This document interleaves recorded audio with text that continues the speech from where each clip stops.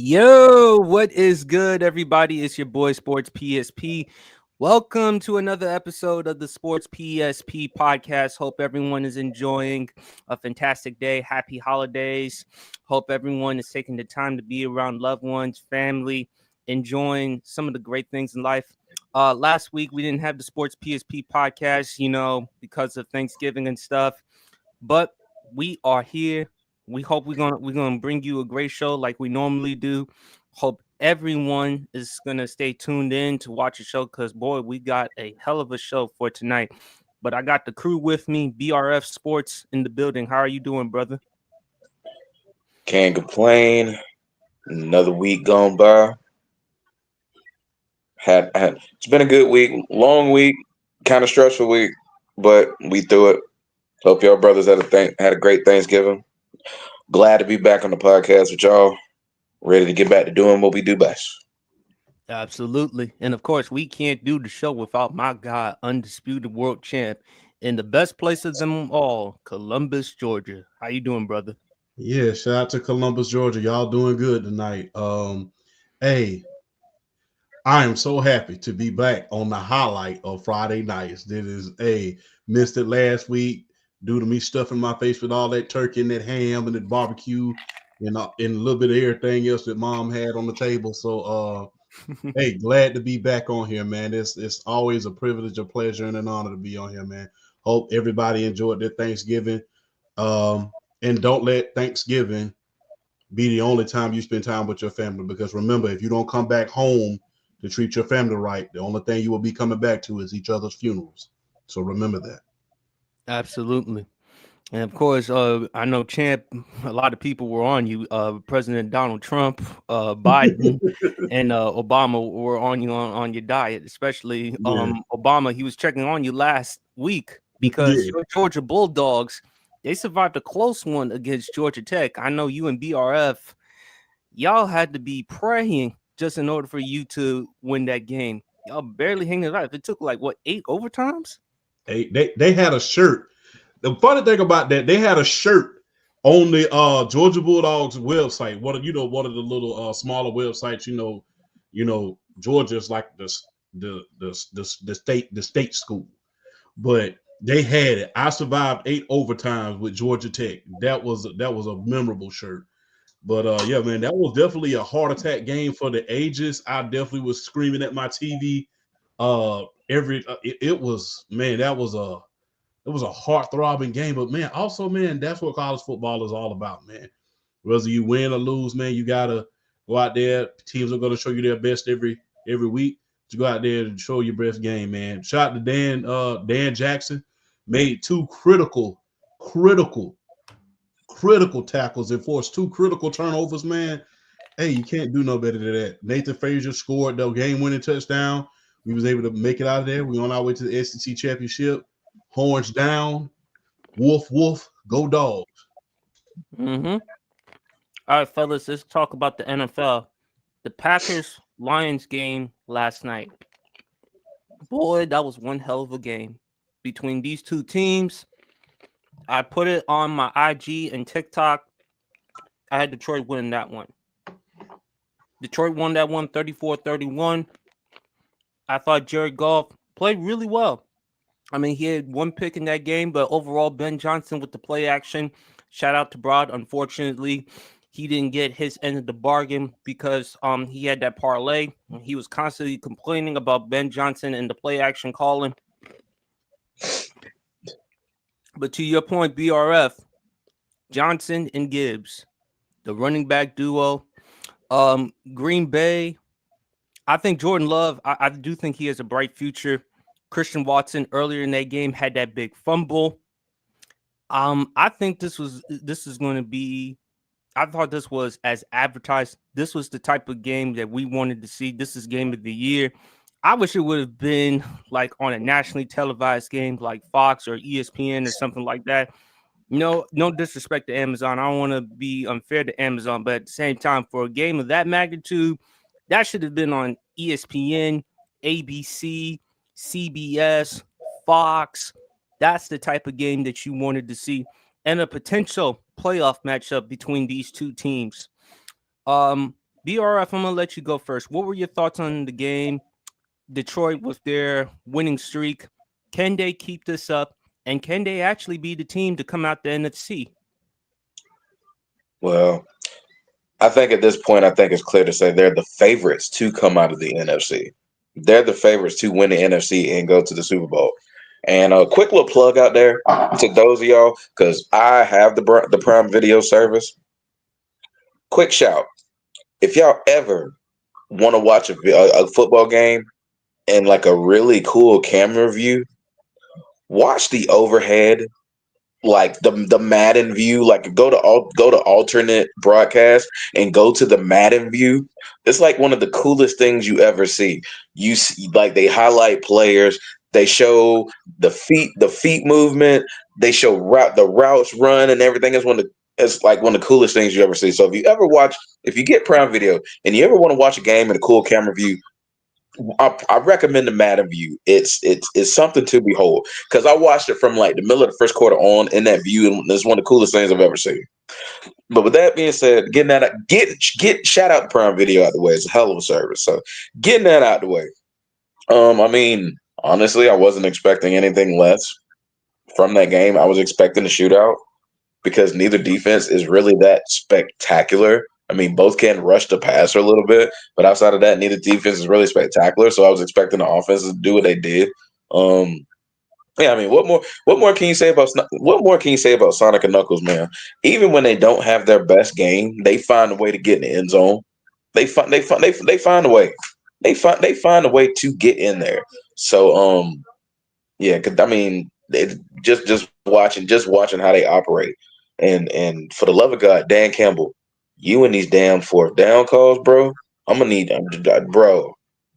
I'm talking about like fourth down, basically in your red zone, and you get it, and to go ahead and ice the game to get the game won with that field goal. Like Dan Campbell has got to be like, oh my gosh, like he's been getting like I'll just say he's been getting the South Park wheelbarrow memes like the entire the entire the entire time since that game. It's like Oh, you went it's from like Detroit nothing. to South Park all of a sudden? Bro, hey, if y'all know, y'all know. We ain't getting into too many details. If you What, know, what you what is Dan know. Campbell now? PC principal? I don't know what he is, but I'll just say this: the man has nerves of steel. I'll just say that, and we'll keep it pushing. But just both offenses played really really well last night. I mean, it was just. I mean, you're thinking Detroit's about to run away with that thing, and then Green Bay pulls it back, and it was just like body blow after body blow after body blow.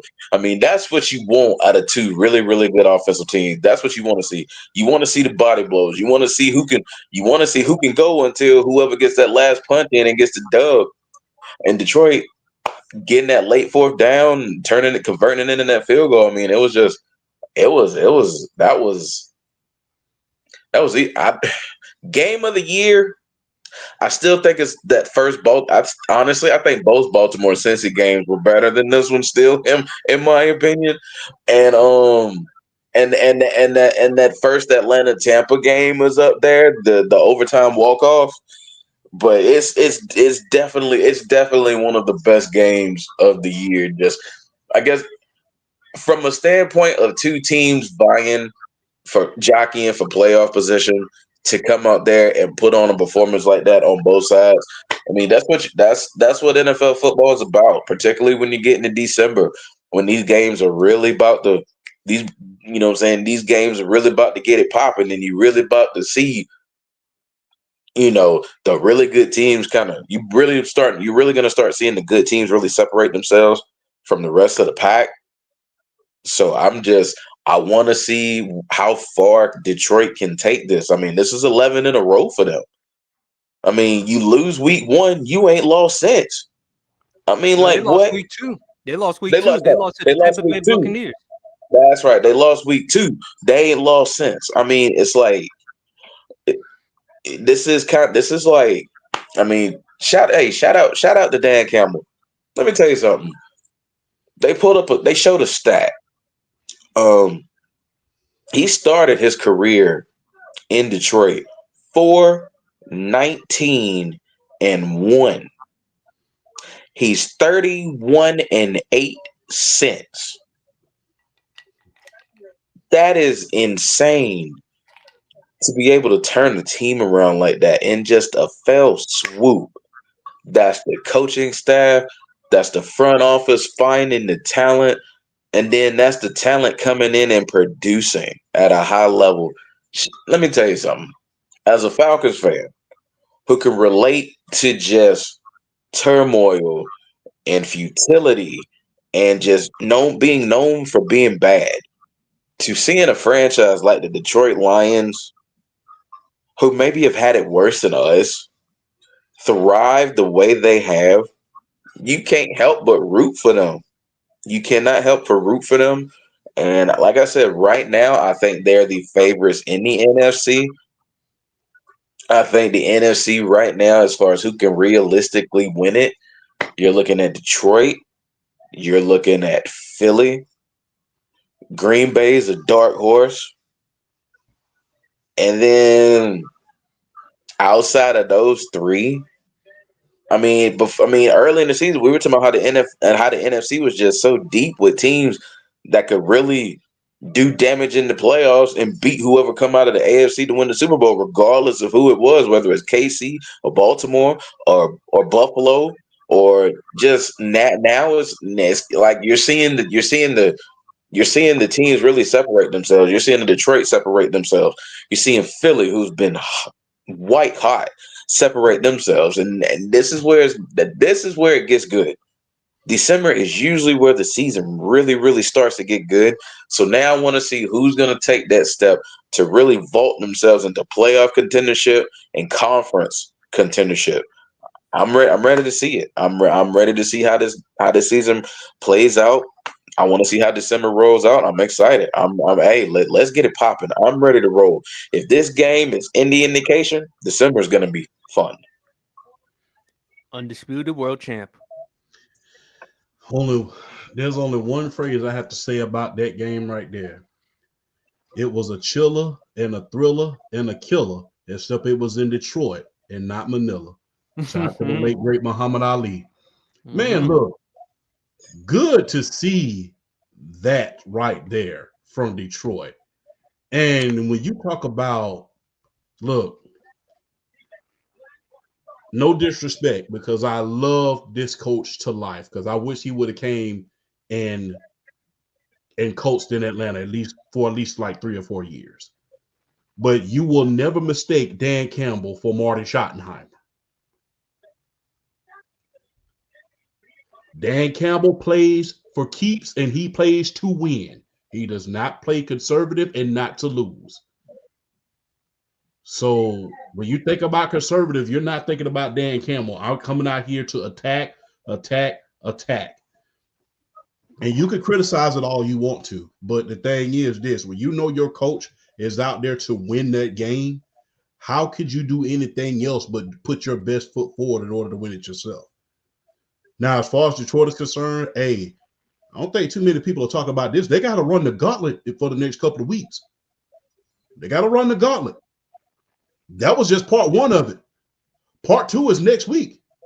You got to go to Buffalo. You got to go to Buffalo. Then you got to play Chicago, whose their record is not a real indication of who they are right about now. They're playing decent. Then you got to play the 49ers. Then you got to turn right back around and play the Minnesota Vikings. So these last couple of games, you got to run the gauntlet. So I hope that if yesterday is any indication of how the Detroit Lions is going to be over the course of the next couple of weeks, especially if they come out of this gauntlet of Buffalo, Chicago, San Francisco, and Minnesota. So what's that? And Minnesota. By the way, champ, just to make a correction, that Buffalo game is at home. Oh, the Buffalo game's at home. Oh, okay. Thank you for correcting me because I thought they was about to go on the road. Because as you saw last week, Buffalo ain't that playing the Buffalo ain't nothing to play with during December. So, but if even still, if they can come out of this gauntlet unscathed and go 16-1,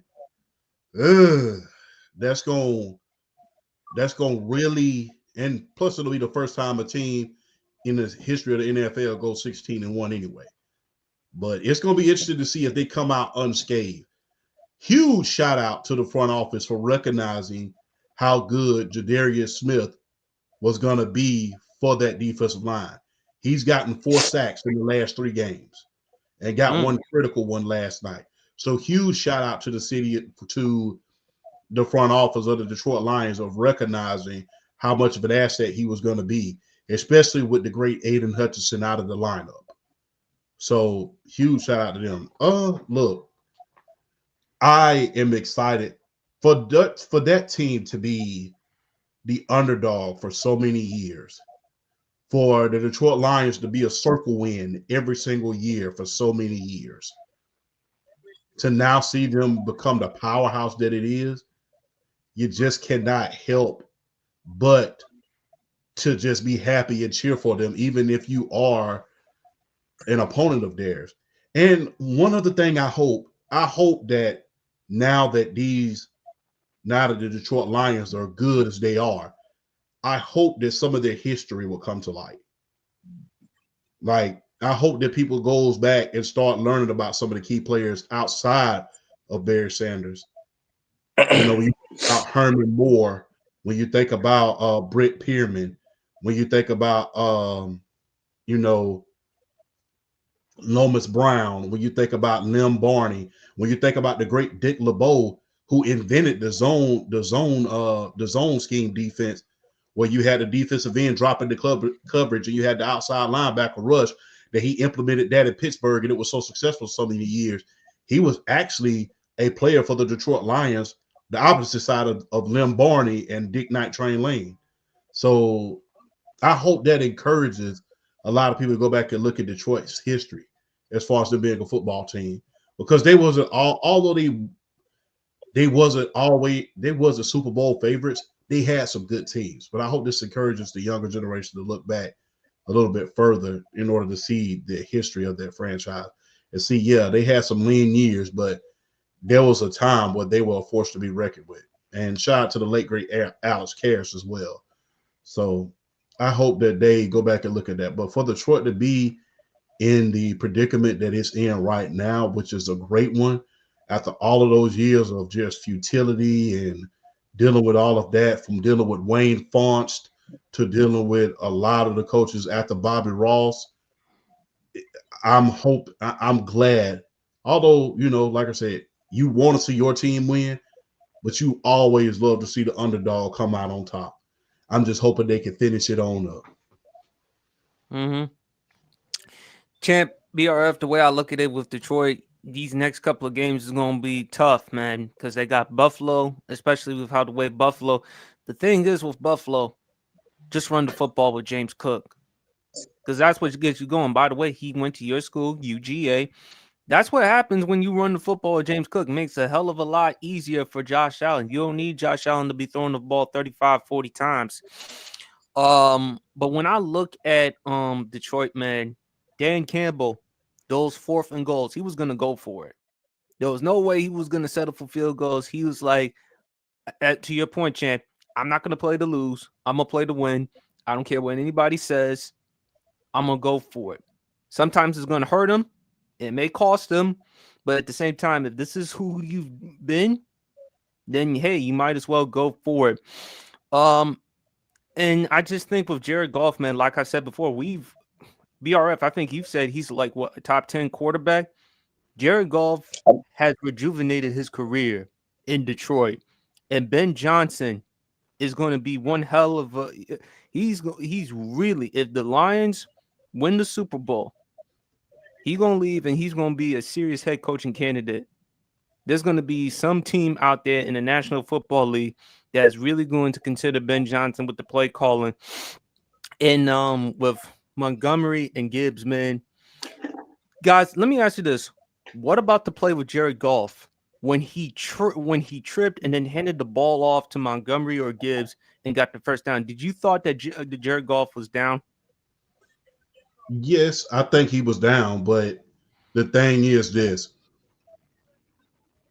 I always say this as a former athlete myself. When you're on the road, you cannot leave it in the officials' hands. They're gonna miss some calls. Nope. Exactly. That was a missed call. I'll openly admit it. But when you're on the road, you cannot leave it in the officials' hand. You got to play mistake-free football. And guess what? The more pressing question would be, if you know he fell on the ground already, why are you not hauling you know what to get back there and touch him before he can get the ball off? Exactly.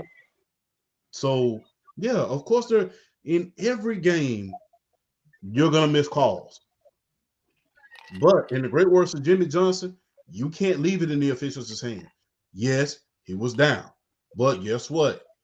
That is your opportunity to capitalize. Quarterback and fell down already. He's already down. All they got to do is get back there and touch him.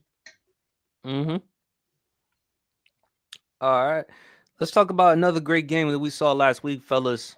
The Philadelphia Eagles versus the Baltimore Ravens. Philadelphia Eagles won that game. Saquon Barkley once again solidifying his case to seriously be in the MVP. Champ, you've mentioned it numerous times on my pod as well as other pods. Saquon Barkley making a strong case for the MVP. He has a chance, if he wants to, he has a chance of breaking Eric Dickerson's record for the most rushing yards in the season. And ever since he's been with the Philadelphia Eagles, life has changed.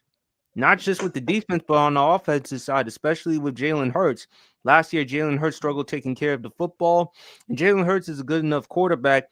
But having a guy like a Saquon, when healthy, boy, it does make a difference. Lamar Jackson, on the other hand, I thought he could have played better. There were times he was holding on to the football a little too long. But my God, Justin Tucker. Man, at one point, I mean, whether or not he's considered the GOAT of kickers, but boy, he has regressed, man. So, Champ, I'm going to let you go. What were your thoughts about the Eagles-Ravens game last week? Exactly what we did not expect. I expected it to be a shootout, but towards the end, the Eagles kind of pulled away with it. I've been saying this all season, man. Saquon needs to be the MVP. I know we love the milk drinking quarterbacks. You know, we love the little milk drinking quarterbacks. We want them to just be out in front all the time. But Saquon, if you really look at the Eagles from last year to this year, they have changed completely 360. 360. And Saquon is the focal point of that offense. He's the focal point of that offense. I mean, right now he has 1,800 yards from scrimmage. Right now. You just cannot do it much, but 1,700 yards from scrimmage. You just can't do it much better than that. 1 yard shy of 1,500 yards. He leads the NFL in carries, rushing yards. He's tied fourth in the league in touchdowns with 11, averaging 6.1 yards per carry. He is projected to have 2,124 yards with 16 TDs. That's what he's projected to do. And that ain't even that's just the rushing yards. That ain't even including the yards from scrimmage. Yep, the receiving yards, he's also on pace to have 41 receptions, 378 yards, and 3 touchdowns. So he on pace to break the Eric Dickerson's record, which has stood since 1984.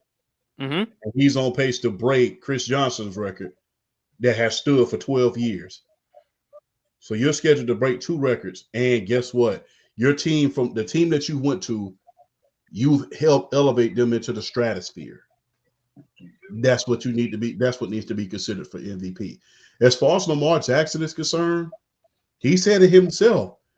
Look, I will say this. I'm going to put this in a way that we can all understand. We all have new skills that we learn each and every day at work or at home.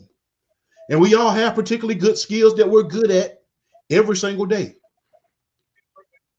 But Lamar, just because you're learning a new skill, don't forget about what got you to the dance. In the great words of a great Southern gentleman, and you've heard this before, BRF, back me up on this. Remember what our parents used to say as children? At times, you have to dance with what brought you. Let me say that again. At times, you have to dance with what brought you, and that's that running. Don't stand in the pocket too long looking for something when you have that field wide open. Heck, they already can't catch you. They can't catch you. So don't be so hard up to use your new skills that you forget your old skills. We all know that not only are you trying to win your third MVP, but you're trying to prove that in Todd Monken's offense that you can, put up these yards through the air, which you're on pace to throw for your first 4,000 yard season. Let's just keep it real. The numbers that he's putting up is almost Aaron Rodgers-esque. Yes, it's almost Aaron Rodgers-esque. So we know you are on pace in order to do that. And before people say, "Oh yeah, he doesn't have a chance to win MVP," remember, two other quarterbacks won the MVP, and they didn't win the division title. And that was Peyton Manning back in 2008 when he didn't win his division, and Johnny Unitas back in 1967. He didn't even make the playoffs, and he still won the MVP. So there's still a chance. Not to mention 6 other MVPs who were running backs, including the late, great O.J. Simpson. He won the MVP, and he didn't win his division. Adrian Peterson as well. So there have been plenty of times where someone had the greater stats, but didn't win the division and still won the MVP. So first running back in NFL history to rush for 2K. Yes. So keep that in mind before you say Lamar's out of the MVP race. There's been documented winners of the MVP who didn't win their division. So keep that in mind. But hey, dance with what brought you. You heard what he said at the press conference. The first thing he did, when mama say something to you, something wrong. His mama has said, cursed about hey, not running as much as he needed to do. Well, his mama should be calling out the offensive coordinator. And by the way, that's your guy, champ, as well as BRFs. Yeah, I know. Well, the thing is this. You're on the field. The thing is this. It might be you might have an offense coordinator, but it's your field. In the middle of a play, is he really going to be telling you, okay, stand back there, stand back there? No. When you see an opening, take it. In the great words of Al Davis, take what they give you. And I said, it said, if you got that wide open field and you're Lamar Jackson as fast as you is, that's at least 6 to 7 yards right there. Oh, easily. But my thing is, champ, you're Lamar Jackson. Okay. You're on pace to make 4 Pro Bowls. You've won 2 league MVPs. You've already been to a conference championship game. You're one of the top 5 quarterbacks in the NFL. You're going to be a Hall of Famer. We can all agree Lamar Jackson is going to the Pro Football Hall of Fame. Yeah, it's a no-brainer on that. Lamar, you've been the face of the franchise. They paid you the money. Don't you think you have enough leverage to say, nah, even though I've improved as a passer compared to what I was before, because let's not forget, champ, what Bill Polian said about Lamar Jackson, thought he was better off as a wide receiver or other skill position. But Lamar, the thing that makes you unique compared to anyone else is your speed, your ability to run the football. Lamar should have been aware of that and probably should have told the offensive coordinator, okay, we can throw the football. We can still throw the football, but let me use my legs. I understand you want to protect me because I'm getting up there in age. I'm about to be 28 in January. But what makes me unique is me using my legs. Don't forget that component. That's what he could have also told the offensive coordinator. Just food for thought. Yeah. And that's absolutely correct. And like I said, dance with what brought you. Okay. With all else failed, when everything else in life breaks down, you go right back to what you originally knew. And that's what you need to learn. That's what he needs to do. I understand trying to prove that you are a pocket passer, which you have. You have proven you're a two-time MVP for a reason. You would not be a MVP quarterback if you couldn't play quarterback. But granted, I understand that you're on pace to throw for 4,000 yards, and you're proving this year that you're a better passer than ever. But remember what got you to this dance. Don't come to the prom with your date and start dancing with somebody else. Mhm. Dance with who you brought to the prom and dance with what brought you. So, yeah, he needs to do a better job of dancing with what brought him. And look, hey, sometimes when you have another high-powered offense on the opposite side of you and you know somebody's powerful, keep them on the sideline. Keep them on the sideline. Milk the clock. Milk it. You got a 260-pound monster right behind Lamar Jackson. Milk that clock. Let's not forget the other good running back on that team, Hill. Yeah, Hill. And really be honest, they got three. Remember, Keon Mitchell just got back off of IR. Mm-hmm. So, yeah, keep them on the sideline sometime because you're going to have to do that in the playoffs because you just can't keep passing every single time. And remember, that's what hurt them in the NFC Championship, them not running the ball enough. So, Todd Monken, Lamar, I understand this is the greatest passing year that you're ever going to have. But remember, what brought you to that dance? Those legs, your ability to maneuver yourself in and out of the pocket, your ability to see down the field that ain't nobody within 10 yards of you, and you take off and get 20. Dance with what brought you. So that way, when the dance closed down, you could be able to say, hey, we accomplished what we need to accomplish. But as far as the MVP race is concerned, Saquon and the Eagles, they're right behind the Detroit Lions just right now as far as one of the greatest teams in the NFC. They're right behind them. And that defense, number one in the league. And they're doing this without Brandon Graham, who unfortunately suffered an injury. So you saw your guys, Jalen Carter and Jordan Davis, step up big. Yes, by the way, indeed. from UGA. Yes, indeed. The Philadelphia Bulldogs, baby. Not only we winning on Saturday, but we winning on Sunday. So, hey, and big shout out to those guys because outside of Jalen Carter, some of those Philadelphia Bulldogs. Nolan Dean too. Yeah, a lot of those players were being looked at as bust.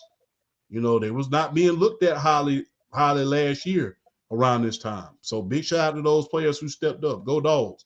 But watch out for the Philadelphia Eagles.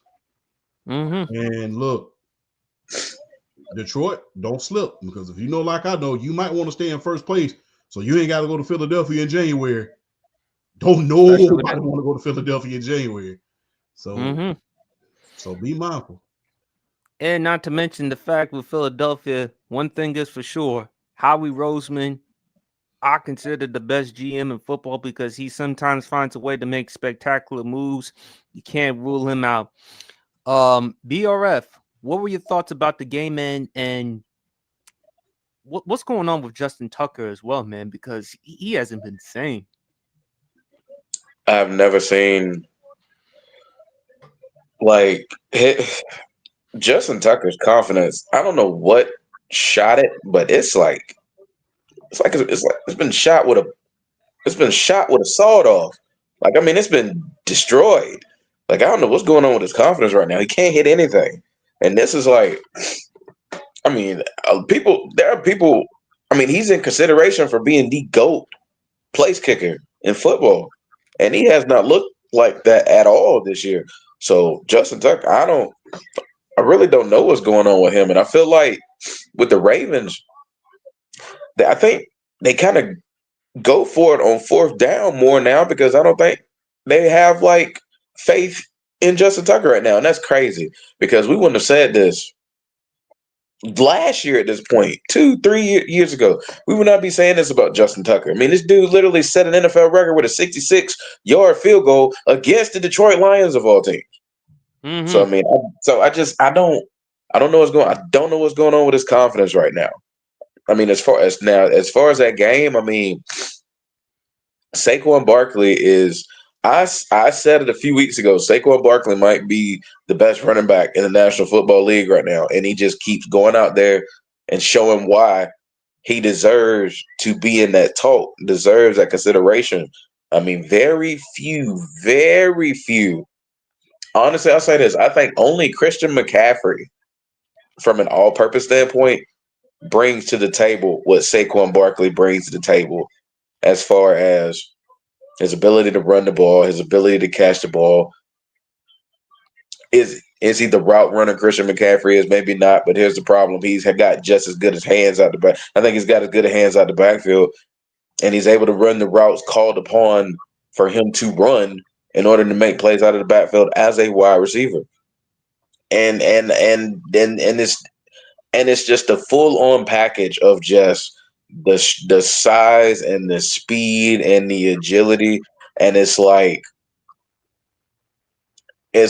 he don't need. He's one of those players. He doesn't need to live off of that backwards hurdle because he's so dang good. He'll just find other ways to get past people. He'll make other highlights. He's that dynamic and he's just that good of a player. But I agree with Champ, and shout out to the homie Flash. I know he says it's a 2-man race for MVP right now. No, it's not. He just said it right here. It's a 2-man race right now. Josh Allen and Saquon. No, it's not. Lamar Jackson is still in this because Lamar Jackson has one more of those big ceiling Lamar Jackson type games, and he's right back in it. So no, Lamar is not out of the MVP race. He's not out of it yet. It's a 3-man race. I think he's might have dipped a little bit behind Josh Allen and Saquon at this moment. But all it takes is one of those Lamar Jackson games where he just absolutely destroys the defense, and he's right back in. He's right back in the running. And I tell you what, who they play this week? Who what's the next game? Baltimore. Yeah, I'm looking it up right now, but let me see right now. Let me see. But Lamar, if you look at his numbers this season, he's been playing phenomenal. The only bad game he's had is obviously the Pittsburgh Steelers, which apparently, other than the Chiefs, that's been his kryptonite. So when you look at the Ravens. Oh, they got the Giants. bless their poor little hearts. Bless their poor little hearts. When I saw that press conference, and Champ brought it up. When I saw that press conference too. When he talked about his mama cussing him out for not running the ball more, I'm praying that next game, the New York Giants, we all gonna get on the knee. We all gonna pray for them. We hope they get out that stadium alive because I'm scared of what Lamar Jackson might do to them because he got mama on him. He got his mama on him. I'm scared what's about to happen to them. So we all gonna say a little prayer for them before that game. Because I feel like what do you want the Giants fans to do, BRF? You want them to hug and kiss and sing Kumbaya? Nah. I want them to get on the knees, say a Hail Mary, throw some water over their head, and just pray for the best.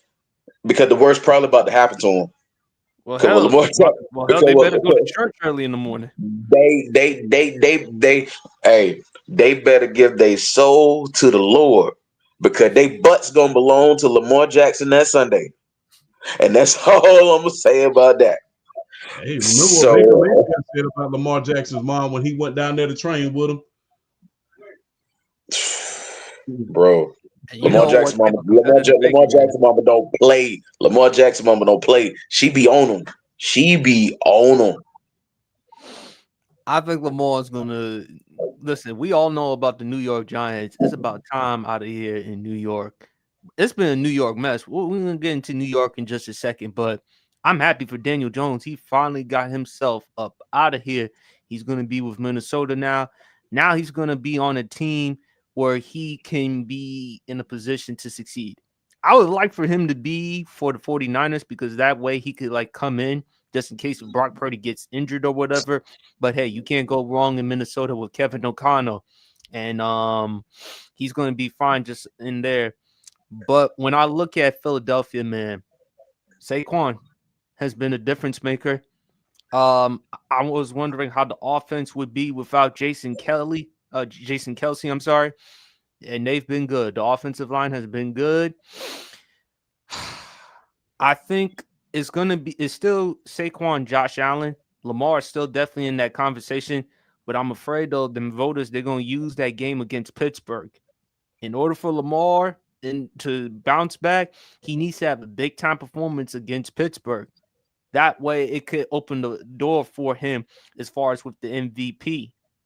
Because in that game against Pittsburgh wasn't really necessarily his fault. There were some drop passes in that game too. But I think with Baltimore, they still have a chance to win the division. It's not over with yet. So there's still 4 more games left in the season. They still have a chance. I'm gonna add this on there. When I look at the Pittsburgh Baltimore rivalry, when I look at the Pittsburgh defense going against Lamar Jackson, champ, you can attest to this. You want to know what it reminds me of? Those early 2000s, Michael Vick could destroy every defense in the National Football League. You line him up against the Tampa Bay Buccaneers, it's a whole nother ball game. It's like they scheme for him better. They have the athletes on defense. They can run with him from sideline to sideline. They know how to play him. When I see Pittsburgh and Lamar Jackson, I immediately think about Tampa and what they used to do to be able to scheme Michael Vick and be able to slow him down and stop him.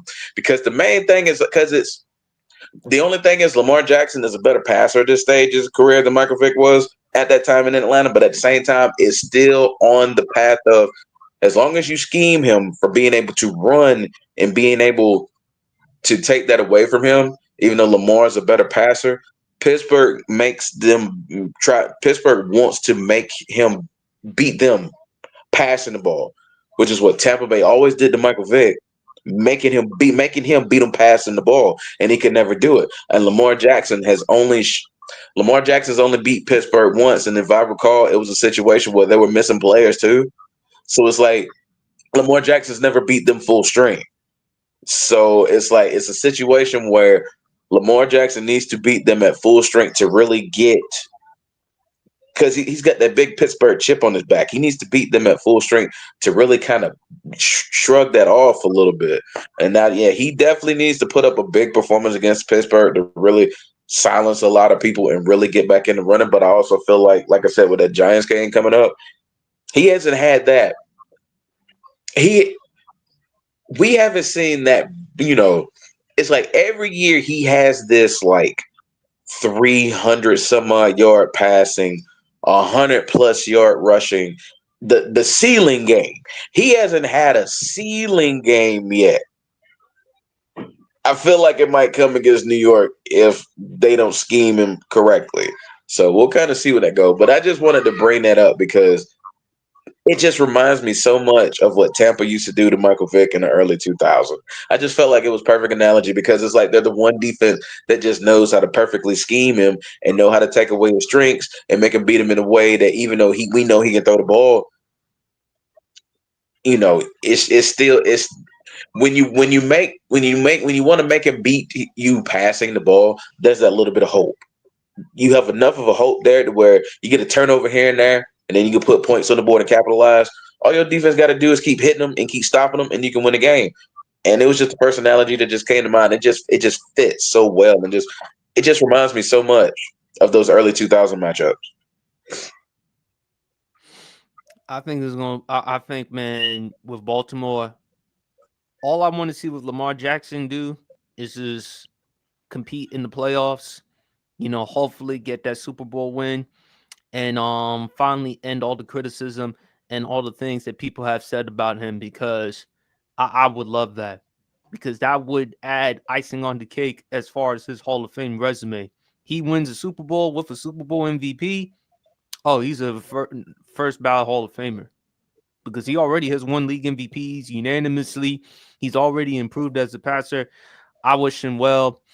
With the Steelers, Mike Tomlin, 18 years as a head coach, still to this day. Oh, I'm sorry, folks. My camera got a little plugged off a little bit. Let me see if I can fix it real quick. But Mike Tomlin, to this day, man, never under his losing watch has had a losing record, man. Oh, let me see the camera fix. Sorry about that, fellas. Let me see right here. Sorry about that little technical difficulties on the Sports PSP pod. Just gotta be careful with the technology that you use nowadays. But anyway, we back in this. But fellas, let's talk about the New York Jets. I'm sorry. I did not mean to laugh that loud like that. My bad. Okay. Oh, I mean BRF, they deserve it, but oh gosh. now you talk about talk about marriage of hell. This match made in hell. Aaron Rodgers with the New York Jets already. They fired Robert Saleh. They fired the GM. They're already 3-9 this season. They lost to the Seattle Seahawks. Shout out to Brandon. Aaron Rodgers threw a pick to Leonard Williams, who, by the way, was a former New York Jet, returning all the way for a touchdown. Love seeing the big fellas running in for a TD. It was a first round draft pick for the Jets. Yes. And oh, by the way, guys, we said it on the show, and I came up with the topic: Aaron Rodgers or Kirk Cousins for this season. Now, look, we're going to get into Kirk Cousins in just a second because Kirk Cousins is having issues with the turnovers lately, but we still believe in Kirk Cousins. We damn sure can't say that about Aaron Rodgers for now. This season has been an epic failure for the New York Jets. Diana Rossini of The Athletic reported that Aaron Rodgers intends to play in 2025, however, not for the Jets. So if you're New York at this point, move on from Aaron Rodgers. Try to gain back some leverage. Try to restore the team. You might as well get yourself a new quarterback. You got a lot of pieces, but you too much acquiesce to Aaron Rodgers. And Champ, I don't know. I sent you something on Michael K's show. I can't use the exact term that Michael K called Aaron Rodgers, but it was the J word from the well-known MTV show with all the pranks and all that stuff. Yeah. Oh. So when you look at Aaron Rodgers, I mean, Shannon Sharp, he's been on Nightcap. He's been on Undisputed. He's been on CBS. He said it about Aaron Rodgers from day one. He's arrogant. He's aloof. He's flippant. He's condescending. He's smug, above it all. And all those things seem to be true because Aaron Rodgers, as far as his leadership is concerned, look, Aaron is a great football player. We take nothing away from what he's accomplished. First ballot Hall of Famer. But boy, man, he don't look the same. And when you look at the New York Jets, it has been a failure. It has been a major disappointment. I would know. Y'all know me. I live in Jersey. Jets fans are furious with what they're seeing to the point they don't even want to buy any more jerseys at Dick's Sporting Goods or any other sporting goods store that has Jets or Giants stuff. So it is getting that bad. It is getting that bad. My mama won't even come to that store at Dick's Sporting Goods because she doesn't want to see all that Jets Giants gear. So, I mean, it is getting that bad for New Jersey, for New York. Don't even spend your time spending money on buying any Jets or Giants gear, man. Focus on 2025. Hopefully focus on 2025. Think of something to look forward to because I'm telling you right now, New York, New Jerseyans, it ain't looking good. It ain't looking good. It is looking like a disaster. I mean, it's looking like Love and Hip Hop with Mama D and Lil Scrappy. That's how bad it is right now. But BRF, I'm going to let you go. What's your thoughts with the Jets? Wise words from a famous movie quote. If you've seen the movie Robin Hood Men in Tights, it's the scene where they were talking about trying to kill Robin Hood. And shout out to Dom DeLuise back in the day. If you know, you know. The New York Jets are dead. D-E-D, dead. Like dead. I mean, so dead they didn't even he didn't even spell dead right. Just dead. Just done. Like Finished. Vanilla Ice's career, like Vanilla Like Ice's career done. bro, they ain't even one hit wonder saved good. Like, and if you want to go the one hit wonder was Garrett Wilson making that catch on that Monday night. If you want to call him a one hit wonder, I mean, just trash. They've been horrible to like. Look, good God, like. And my thing, and the thing is, I feel bad. I even bought into that crap that they had going on over there. I picked them fools to win the division. I picked them fools to win the division. Picked them to win the division because here I am. No, I had good reason because I thought the New York Jets defense was the best unit in the division, and you can't argue that it wasn't coming into the season. You can't argue that it wasn't.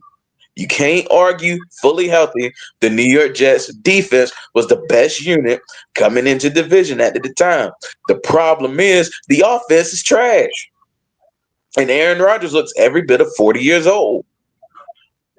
And then poor Robert Saleh, they used him as a scapegoat because he wanted to take play calling away from Aaron Rodgers' boy Nathaniel Hackett. He wanted to take play calling away from him. So guess what them dummies decided to do? Not only did they fire Robert Saleh, but they took play calling away from Nathaniel Hackett in the first place. So what are we doing? They took it from him in the first. They took it from him anyway. So I mean, what was that? And then Devontae Adams just got bamboozled. I bet she's probably feeling just flat out flabbergasted right now, thinking he was about to come into something with the New York Jets. And he walked into more trash with the Jets than he had with the Vegas Raiders. Lord bless the Vegas Raiders. At least they trying. At least they being competitive. Like did y'all see the Raiders? They almost beat the Kansas City Chiefs. Brock Bowers is every bit getting into this offensive rookie of the year talk. New York Jets ain't got nothing doing. Like absolutely nothing at all. Like at the very least, you'd want to say, "Oh well, Breece Hall, he a baller," which is true. Garrett Wilson a baller, yeah, it's true. But like, what they got to show for it? Because Aaron Rodgers can't. Aaron Rodgers is like forgot how to play the quarterback position. The New York Jets defense, which I thought was the strongest unit in that entire division going into the season, at least they with Robert Saleh as the head coach, they were at least fighting, playing hard, keeping them in games.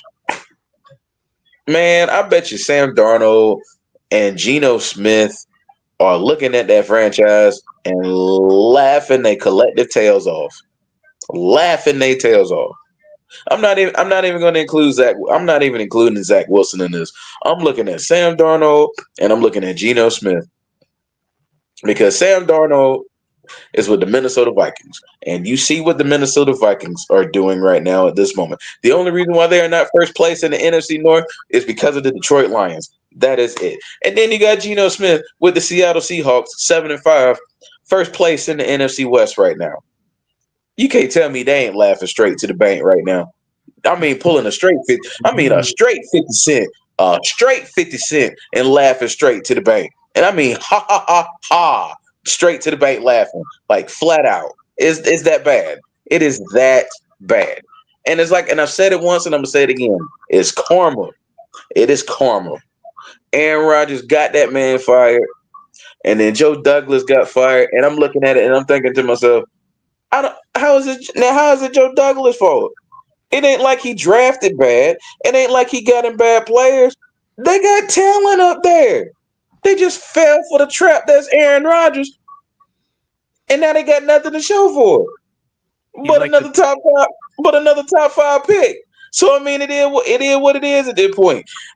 And if I'm the quarterbacks coming out of college, if I'm like Shedeur Sanders, if I'm Cam Ward, if I'm Quinn Ewers, if I'm Jackson Dart, if I'm any of them guys, and I'm looking at the New York Jets, do you really want to go I'm thinking about it more and more. Do you really want to go? Now I'll say this though. I do feel like if they do draft one of those guys, I hope they go up there with enough moxie and enough confidence in themselves to feel like that even if it is the New York Jets, they can go up there and they can do something. But like I'm gonna do for the New York Giants fans when they play the Baltimore Ravens, I'm gonna do the same thing for the New York Jets fans, and we all gonna pray for them. We all gonna pray for them. We all gonna hope we gonna hope everything go all right the rest of the season, cause they gonna need all the prayer they can get. Because if y'all don't think this season can't get worse, oh, it can. It most definitely can. I just hope for y'all's sake it don't. But nothing is showing me that it's going to get any better. So go and cut your losses with Aaron Rodgers. Get him up out of there. Draft you a quarterback. Start over and maybe just maybe rebuild some hope. Because as far as I can see it, the New York Jets just went back to being one of the laughing stocks of the National Football League, and that's a shame. Because let me tell you something. I was always bullish on that defense, but it's like y'all got nothing worth anything now.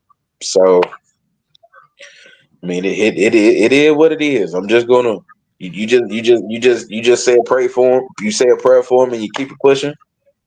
I want to laugh at him, but I mean, it's like I kind of pity him at this point. So Well, Aaron Rodgers starting to look a little bit more Jeff George-esque with his attitude lately.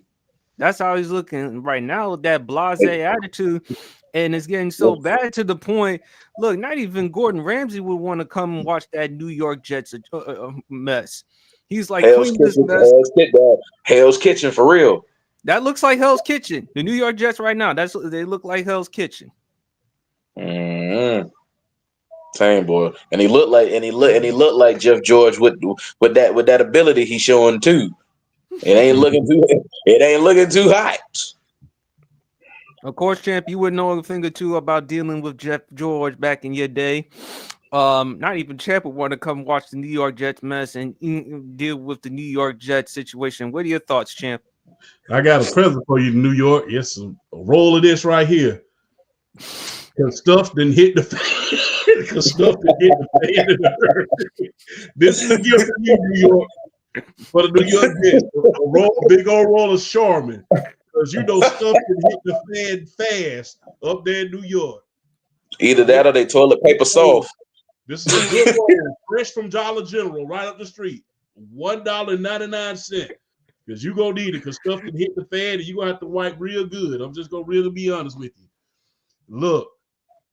Did y'all ever seen this movie Misery? Yes. Misery.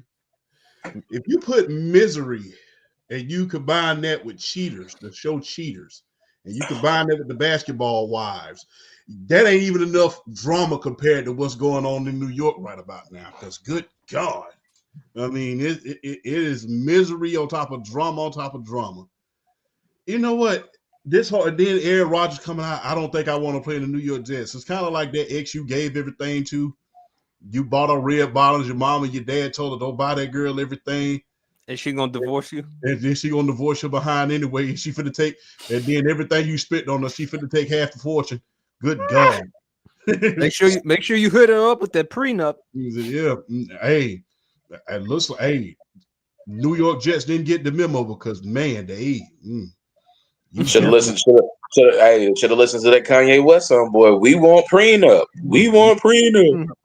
Or you should have listened to Curtis Mayfield. Eddie, you should have known better. Mm-hmm. So, hey, you remember that song, huh? But and like Curtis Mayfield said in that song, I don't think they're gonna make it this time. Facts. New York. It is a shame that it is a shame that you keep repeating the same mistakes over and over and over again. Because you made the same mistakes with Rex Ryan. All that good defense, but at the end of it, after those 2-3 years, you couldn't get him enough offense in order for him to produce. It is a shame that some of these great defensive players are wasting their careers away in the New York Jets organization right now. And the thing is, Zach Wilson had a better record last year than Aaron Rodgers did around this time. They still had a chance to make the playoffs last year. They were more competitive. Exactly. So you go and fire the GM, you go and fire the coach. You take away play calling from Nathaniel Hackett. I mean, you're gonna fire the guy who made the grilled cheese sandwiches at the concession stand next. You gonna blame him next because you running out of people to blame, Mr. Johnson. You gonna fire the hot dog people from the hot dog stands? Yeah, you're gonna fire him too because the thing is, you drunk the Aaron Rodgers Kool-Aid. And like I said before, and I hate to be repetitive, I said this before on your show plenty of time. If Aaron Rodgers was a young quarterback, if he was Lamar Jackson and he came to the New York Jets and he made all of these demands, I can honestly see why they would acquiesce to him. Why? Because guess what? He's young. He's going to be there for a while. You know, he's going to be there for a while. It's kind of like when you think about why with the late, great Kobe Bryant, why he said he wanted Shaq gone. You understood because he was the future of the organization. How do you drink the Kool-Aid on someone who's 40 years old and you don't even know if they're going to retire within the next 2 years? Now he's saying he don't want to play for the New York Jets. Who are you going to play for? The Toronto Argonauts? Because right now you're not good.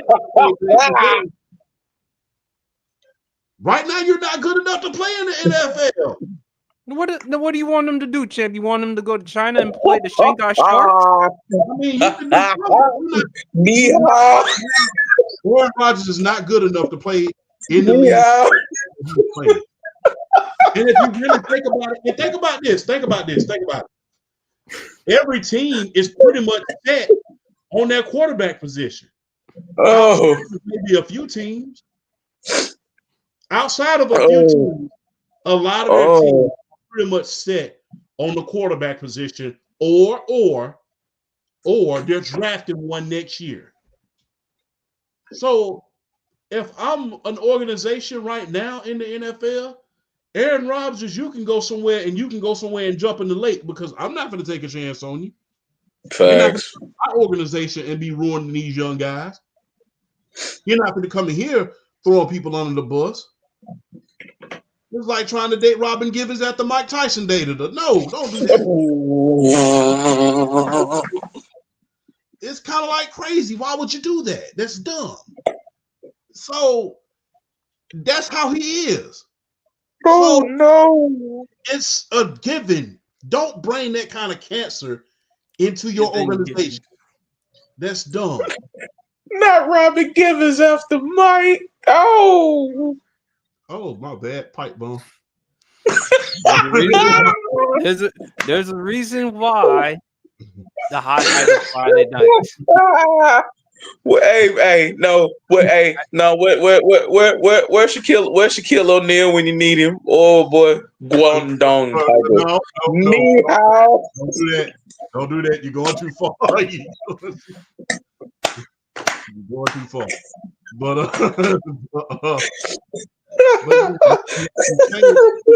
you can't bring these guys into these organizations that you know are cancers at this point. Aaron Rodgers is a cancer. He's had problems with everybody in his last organization. He's had problems with when you have a problem with everybody, you can have a problem with a few people. You can have a problem with a few people. A few people can be lying. But like I always say, everybody ain't lying. You had a problem with Mike McCarthy. You had a problem with Matt LaFleur. And you ain't in the organization but 2 flipping minutes. And you had a problem with Robert Saleh?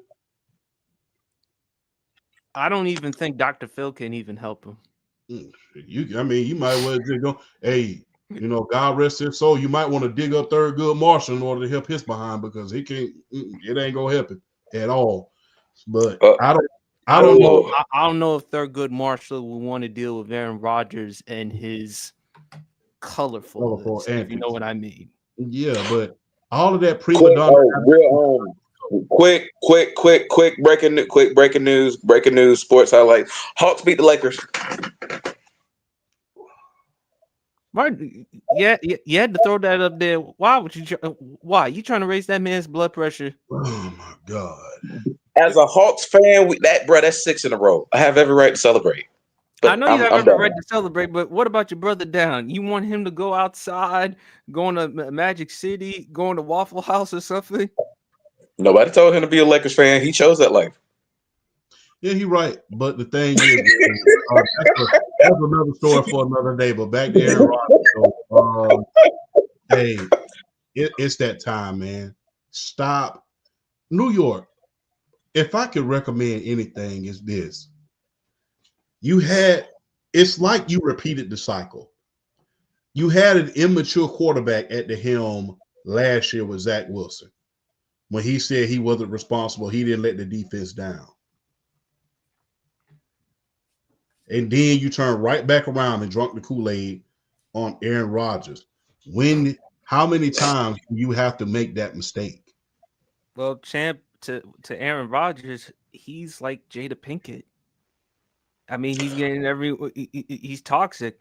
That everyone's getting problems, everyone's having situations. What's next? We're gonna hear entanglements and all that other stuff. Well, it ain't August, it's December. But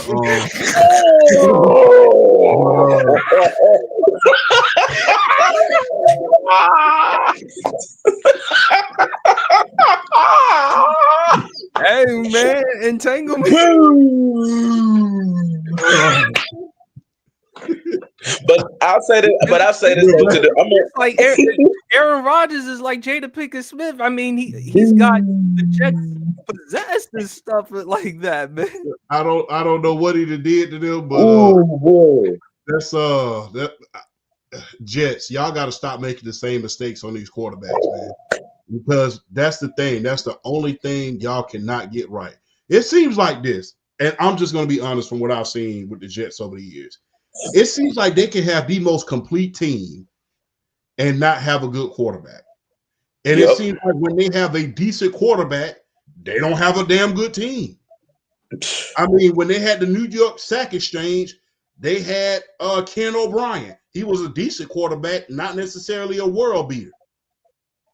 When they had, Vinny, the only time they had a complete team was ironically when they had Vinny Testaverde in that 99 team, in that 98 team, when they made it to the NFC Championship, to the AFC Championship. But it's always a cycle that they just can't seem to get. They either have a very, very good team and don't have the quarterback in order to carry them to the next millennium, or they have they have a mediocre quarterback, close to net the quarterback, and they don't have a team around.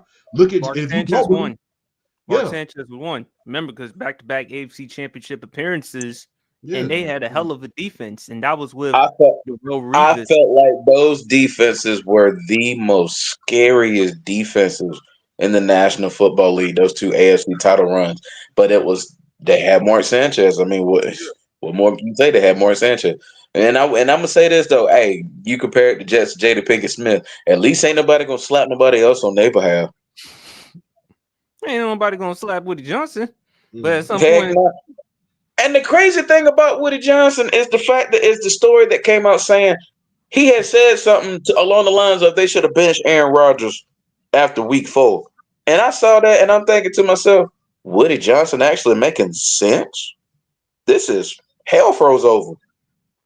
Because usually in New York owners, not really logical owners. I mean, New York with the Knicks, you have Dolan. I mean, the Jets, you have Woody Johnson. You have the Giants with John Mara. Finally, for once, Woody Johnson with some logic. And that's saying something. But, man, look, we talk about reality TV. We talk about love and hip-hop. We talk about the Kardashians. And ain't nothing more than a mess than the New York Jets right now. Facts. Because this was a team that had conversations for Super Bowl. And Aaron, and like I've said it before, and I'll say it again, as a leader, he is worse than Brett Favre. Brett Favre, look, I can say a lot of negative things about Brett Favre on and off the football field. But and yes, he was a prima donna during his last couple of years in Green Bay when he couldn't make up his mind whether he wanted to play or retire. Aaron Rodgers is far worse. It's like, dude, he has everything that you could ask for. They've done their part acquiescing to him, and he's come up short.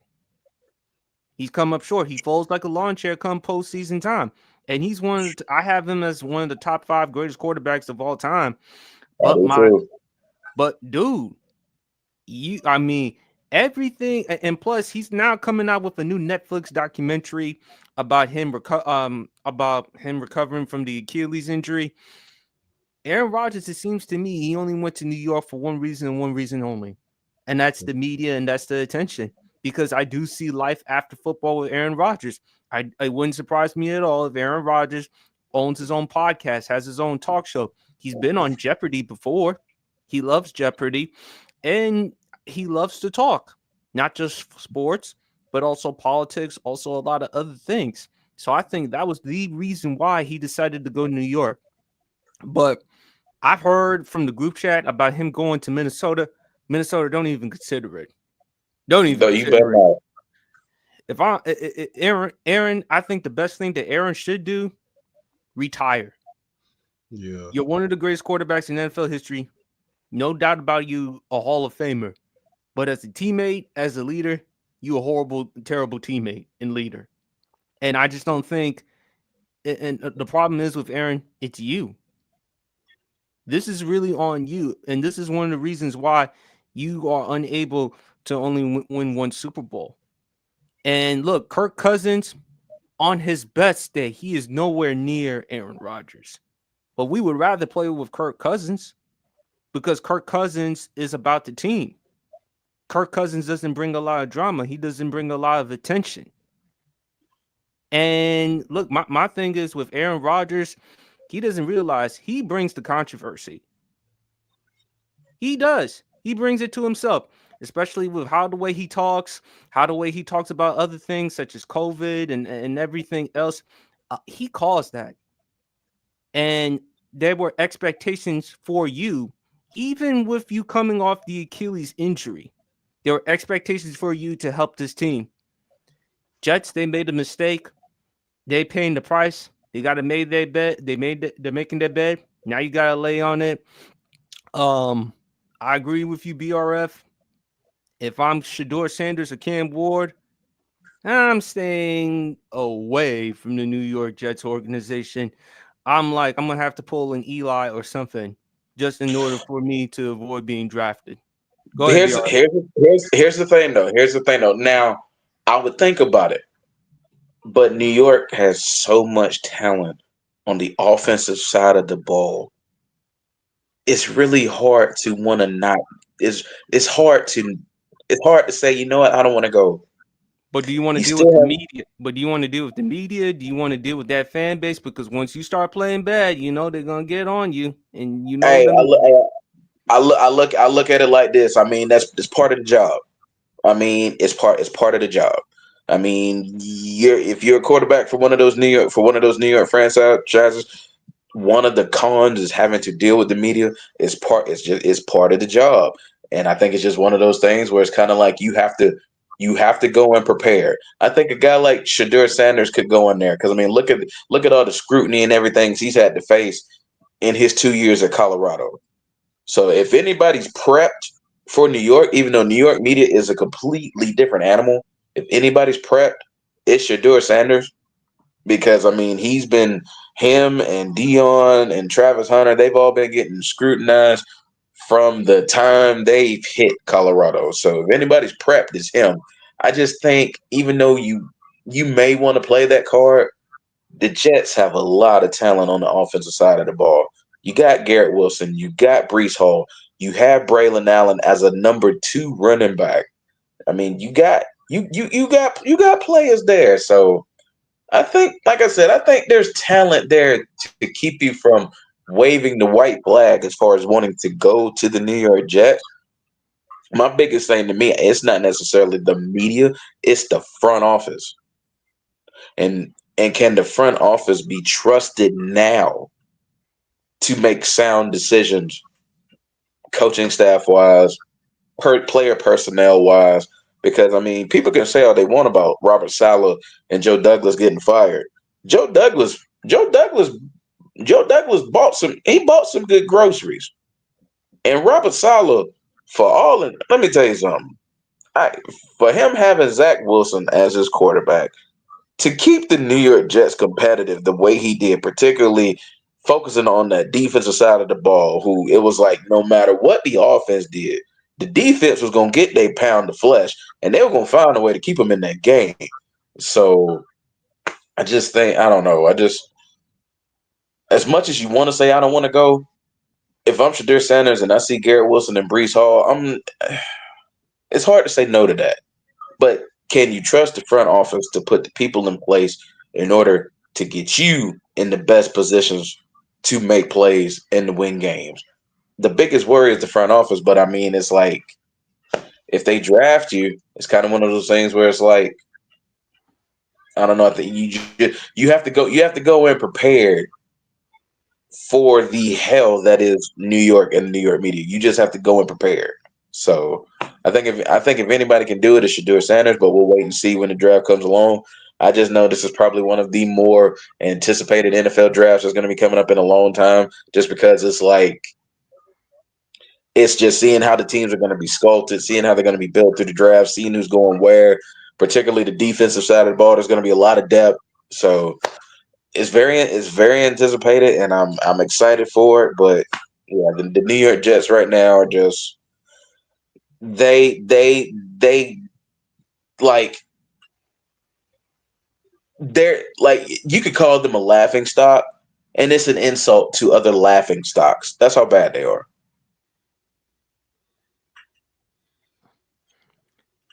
Champ, was there something you wanted to say, man?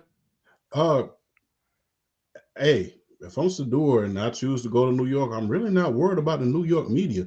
I've been criticized worldwide the last 2 years, so I'm not really worried. I'm kind of numb to the criticism at this point. So, hey, if you can get through that right there, what you just went through in Colorado for the last 2 years, and even what you went through at Jackson State, because remember right after he left, they was criticizing him then.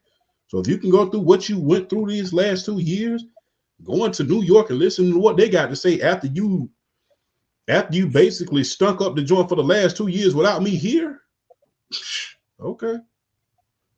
Mm-hmm. But I like your analogy, Champ, with the August and Jada, man. I mean, what Mama Champ? You've been talking to Mama Champ. You've been talking to Mama PSP lately. No, man. There's hey, man.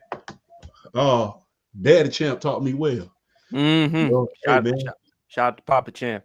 Hey, Papa taught his son a brand new bag. So you know what I'm saying. So, fellas, I know last week y'all saw that IG video that I put after the Cowboys game against the Commanders. Boy, I said some things I'm not necessarily proud for saying, but look, I'm a little bit better. They did beat the Tennessee Titans as I predicted, but I'm gonna say this: after this season, I'm sorry, Cliff Kingsbury got to go, because what I've seen from Cliff he got to go. Let me tell you why. He has to go because what I've seen from Cliff Kingsbury, and I've seen it at Texas Tech, I saw it with the Arizona Cardinals as the head coach, and I even saw it last year when he was the offensive coordinator at USC with Caleb Williams at the quarterback. The first half of the season, they start off like a rocket ship, and they cool off. They're as cold as Antarctica.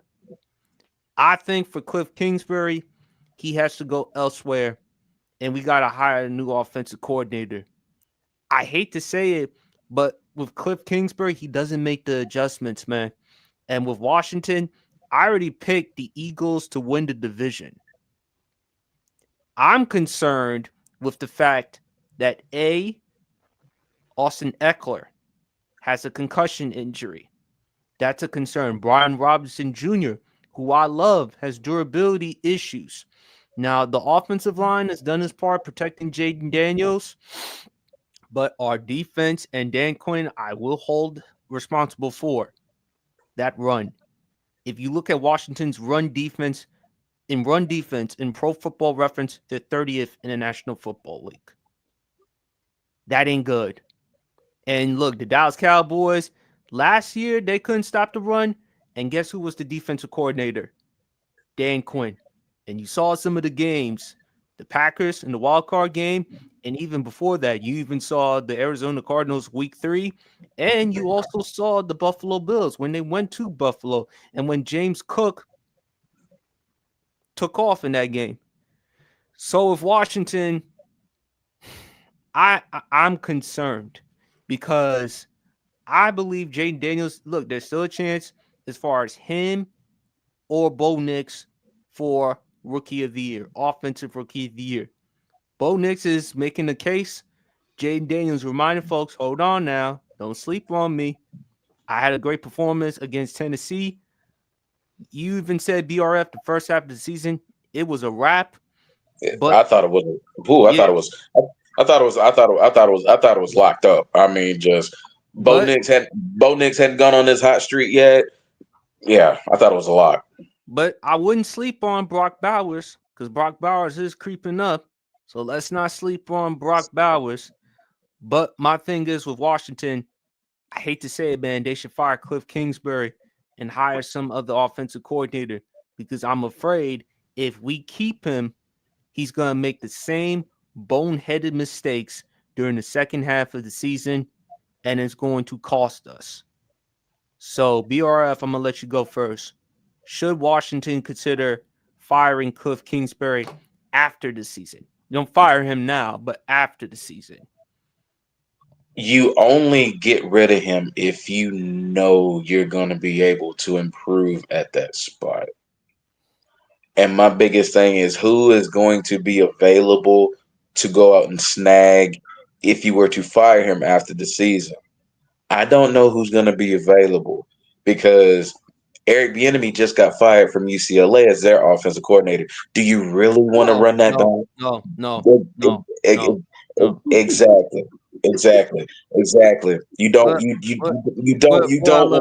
run that back. Bringing back Eric Bieniemy. I mean, that's like That's like an alcoholic trying to coming off of rehab, and now you're asking him to go back and drink again. No, I'm not doing that. Exactly. I mean, hey, Champ put his head down, but that's a good analogy. He put his head down, but that's a good analogy. He's the only one with pipe bombs. Damn. So I mean, pipe bombs. Shout out to Mama PSP, but go ahead, BR. Yes, most definitely. Shout out to Mama PSP. I haven't met you, ma'am, but the fact that you got a hell of a young son right here, I would love to meet you because knowledge is knowledge, and I know it got passed from somewhere. So shout out to Mama PSP. But yeah, like I said, you consider it if and only if you know you got a guy in mind that could come in and implement a lot of the same schemes.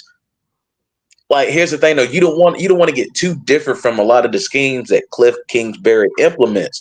You just want somebody who knows how to make second half adjustments, not only in the game, but in the regular season. You need someone that knows how to adjust on the fly and know, hey, okay, they're starting to read what we're doing here. Let's flip it. Let's change it. That's one thing Cliff Kingsbury has always gotten heat for.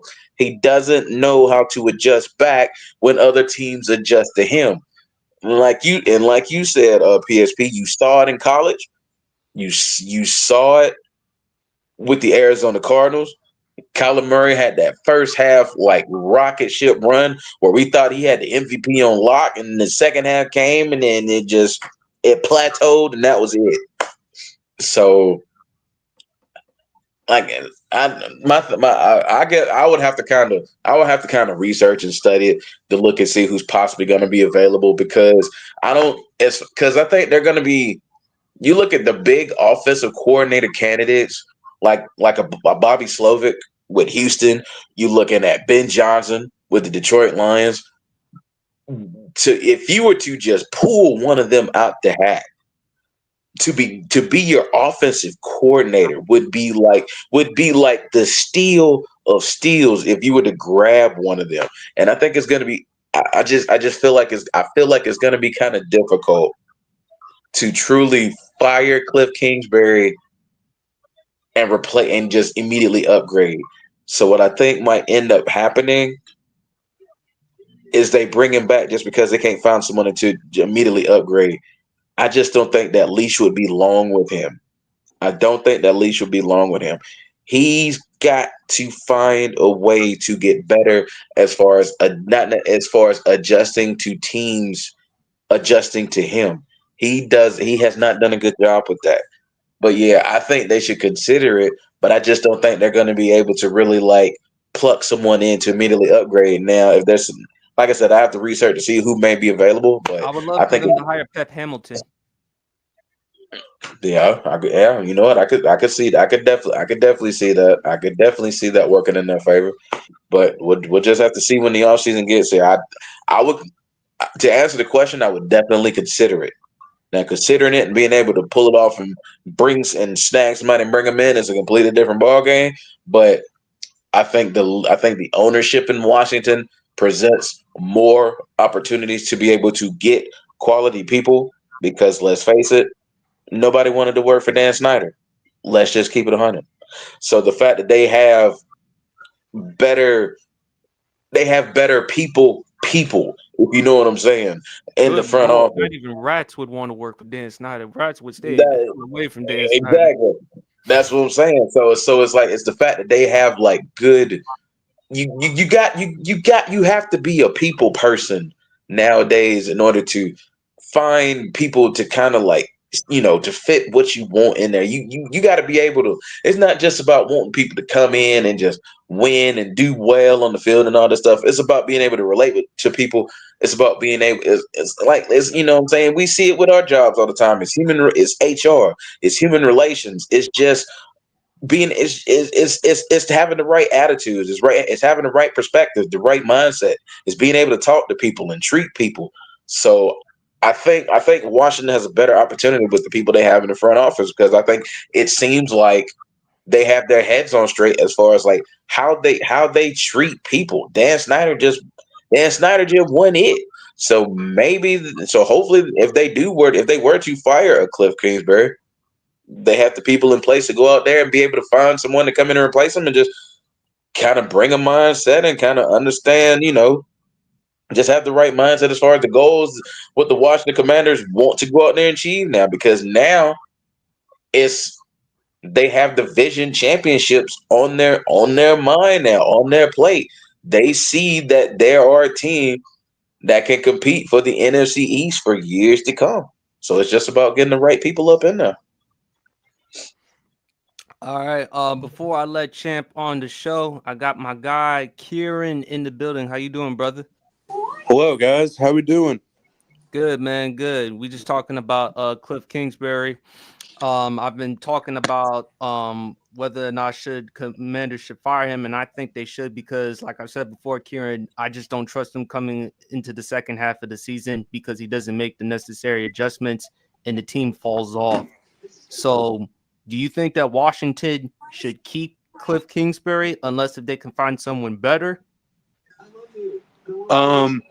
Here's my thing, right? I think we can all agree that like the Commanders have exceeded expectations. Hold on, let me turn down my TV real quick. That's all good. Just gonna wait on Kieran real quick. Don't worry, folks. Kieran will be right back on the show. All right, I'm back. Sorry. No problem, man. Go ahead, man. Yeah. So I think we can all agree that the Commanders have exceeded expectations, like on offense this year.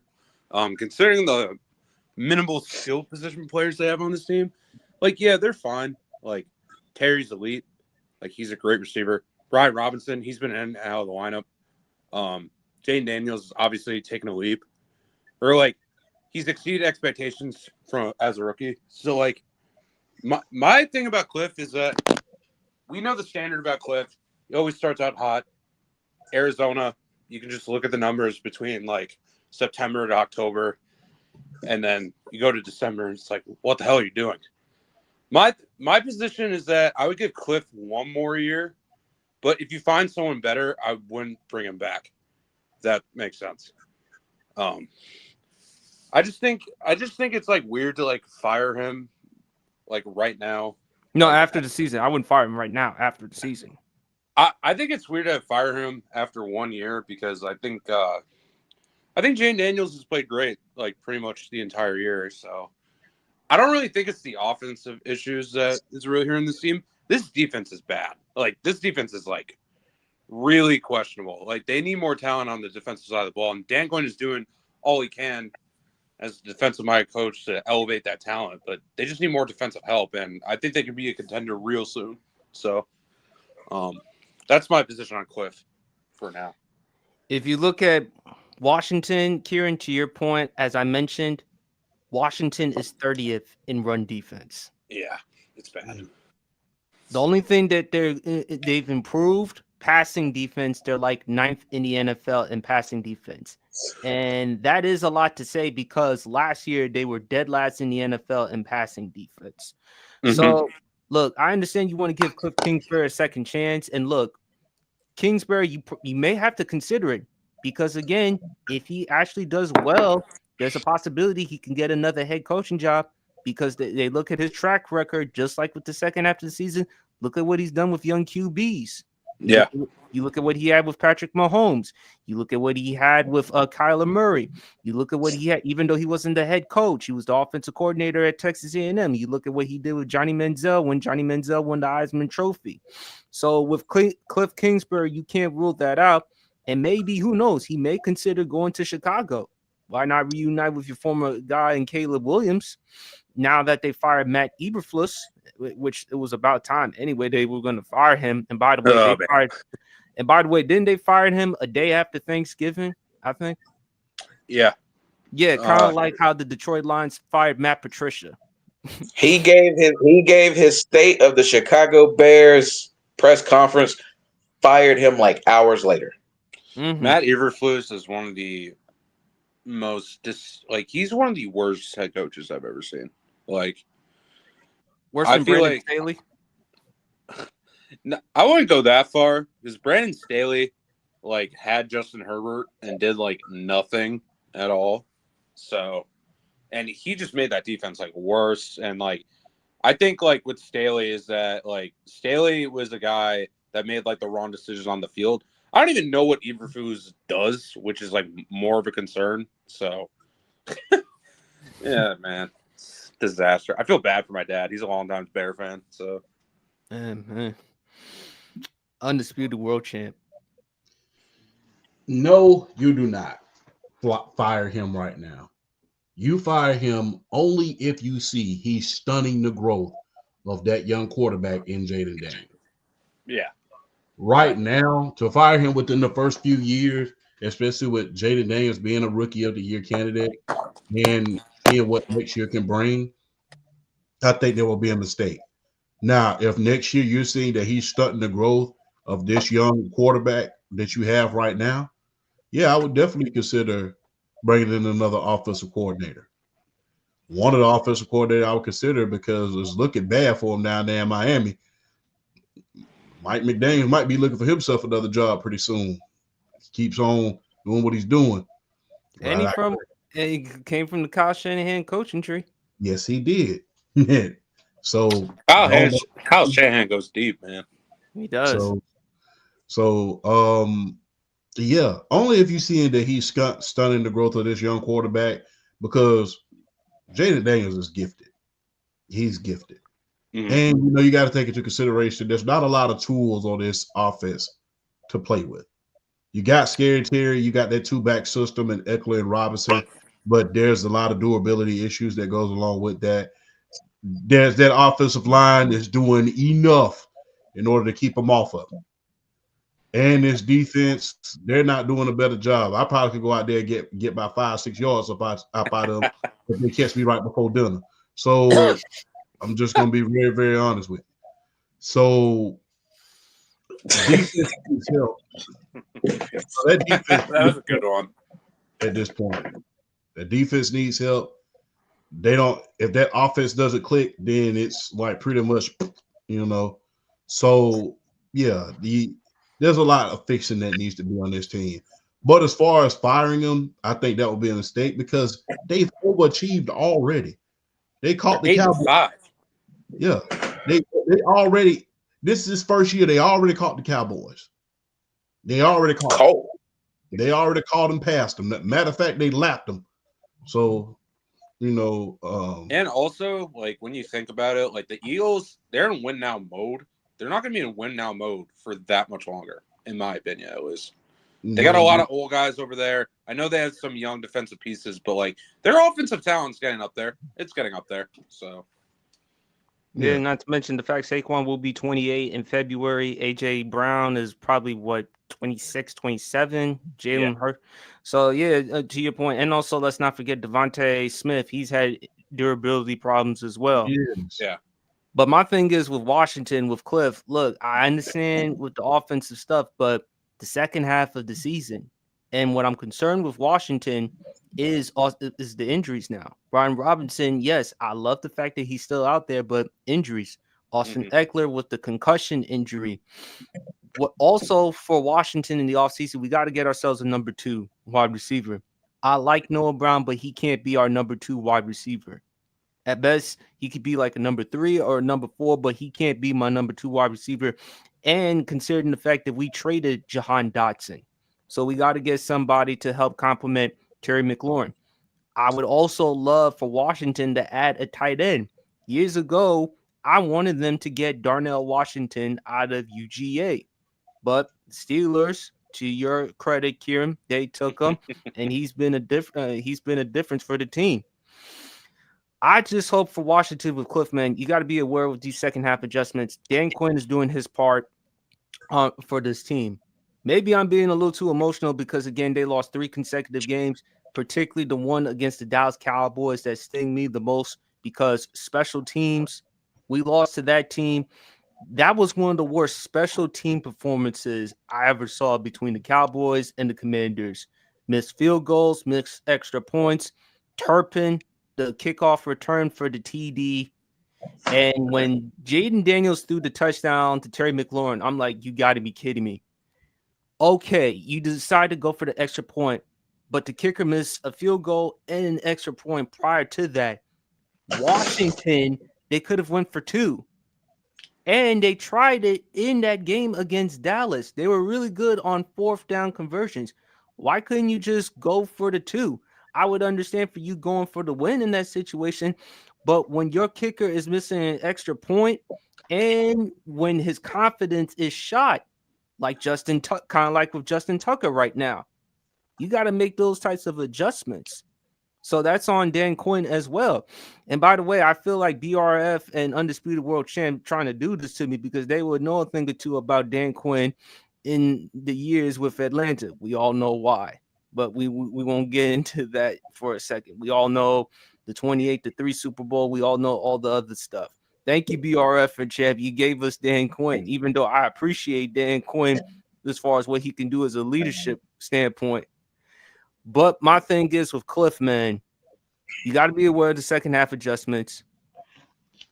Okay, I'll give a lot of credit to the new ownership because nobody would want to play with Dan Snyder. The worst owner in all of football. I mean, do we need to remind folks about the Albert Haynesworth deal? Do we need to remind folks about him bringing in Adam Archuleta when you already had a safety in Ryan Clark?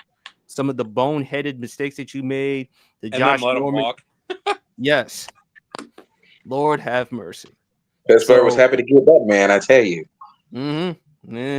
But I hope Washington, they turn it around.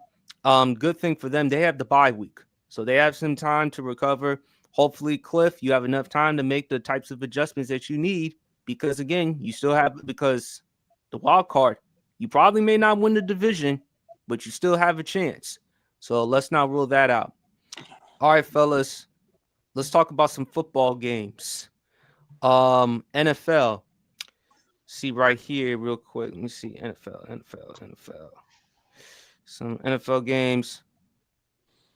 The big one, I'm gonna let Kieran go first. Something wrong with my phone real quick. I don't know what's going on. See NFL. Okay, okay, cool. Oh, this one on December the 8th. I'm sorry, BRF. I made a mistake in that one. The Giants actually played the Saints in that one. Oh, Saints really? actually played the Giants. So who do you have between the Saints and the Giants, Kieran? This game is gross. Both these teams stink. But the Giants just lost Dexter. Mm. I don't see them winning. I really don't. Even though the Saints are beat up too, I think the Saints have a better chance. So I'm gonna go with the Saints. BRF? Yeah, I agree with Karen.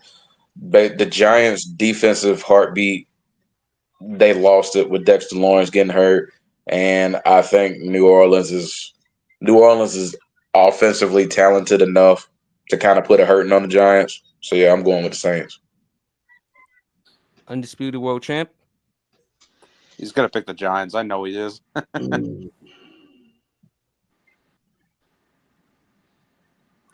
He doesn't want to pick the Saints.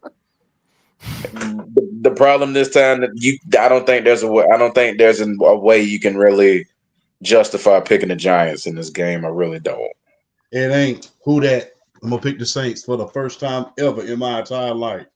Psych! I'm going with the Giants. You crazy? I ain't never cheering for the Aints.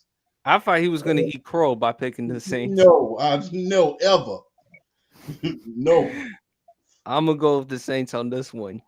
Kieran, I'm going to let you go first because this is involving your team, Browns at Steelers. Now, keep in mind, the Pittsburgh Steelers did lose to the Cleveland Browns at Cleveland on Thursday Night Football. Pittsburgh is a 6.5-point favorite. Do they win, Kieran? I think we win. We're at home. I understand. Jameis is really fun to watch. I get it, but I don't see us losing twice to Cleveland. If we do lose twice to Cleveland, I have to question my sanity. So, well, you definitely have a chance to air out your problems on Brandon's podcast on Monday night. Shout out to our guy Brandon from the blog. Check out the podcast every Monday nights. The throwdown, man. Absolutely. BRF. Well, I'm going to pick the Steelers because I hope they learned from the first meeting. And it's just, I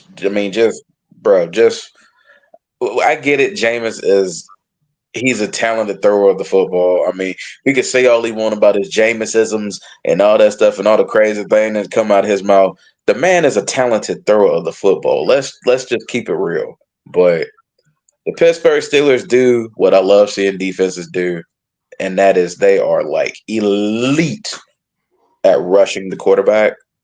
So I expect to see a lot of TJ Watt. I expect to see a lot of Preston Smith.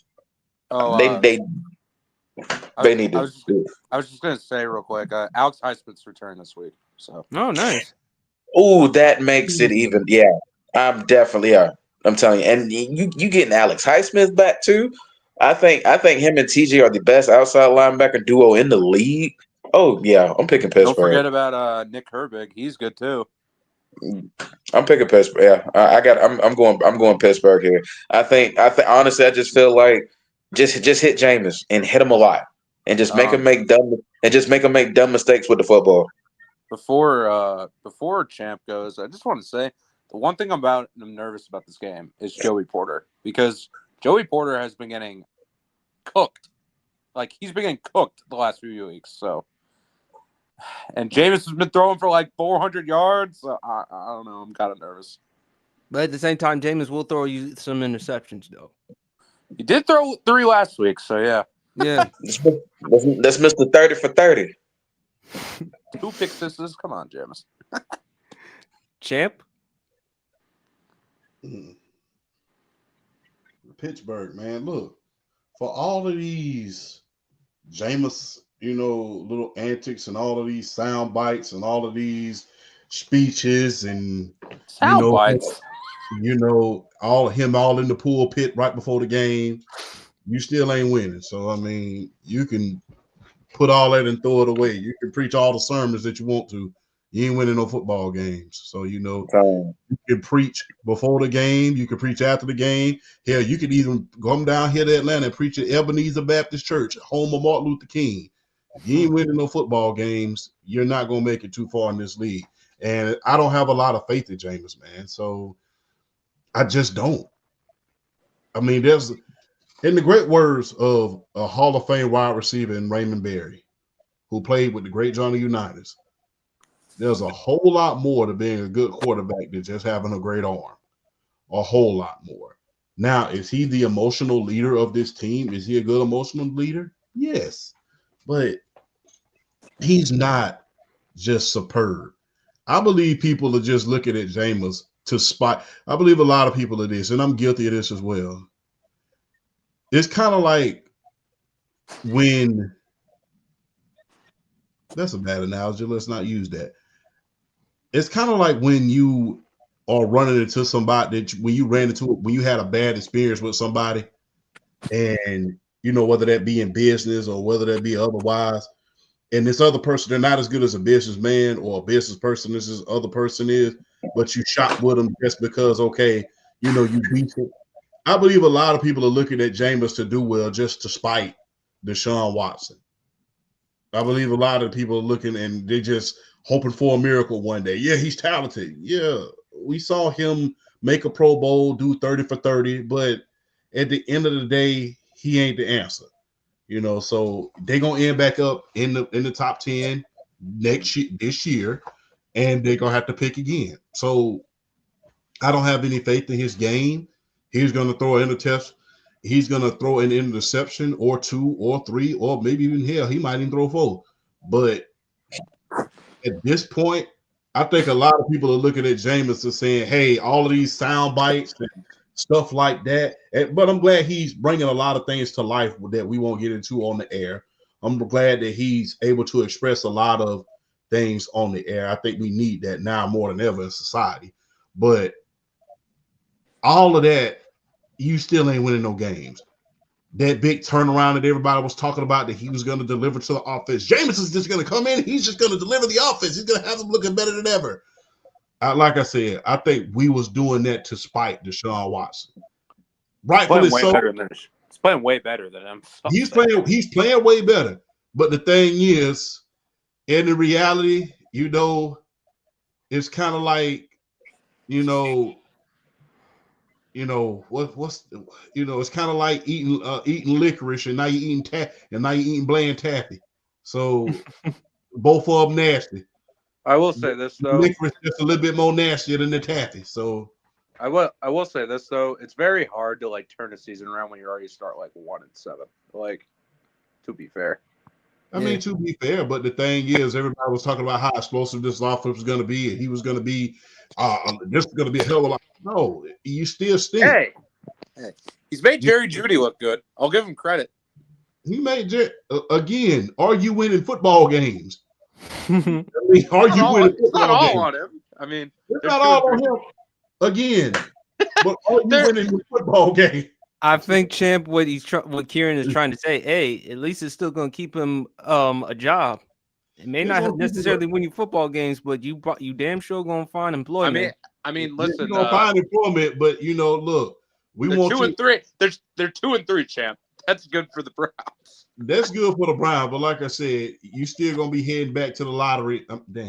You still gonna be heading back to the top 10 next year, so it really don't matter. You could throw up and eat all the dubs that you could throw up the West Side, and we gonna eat a W today. And you could give all the fire and brimstone preachers and deliver. Hope the Lord deliver him from them pick sixes. You can do all of that, but you're at the end of the day, you're not winning them football games. And guess what?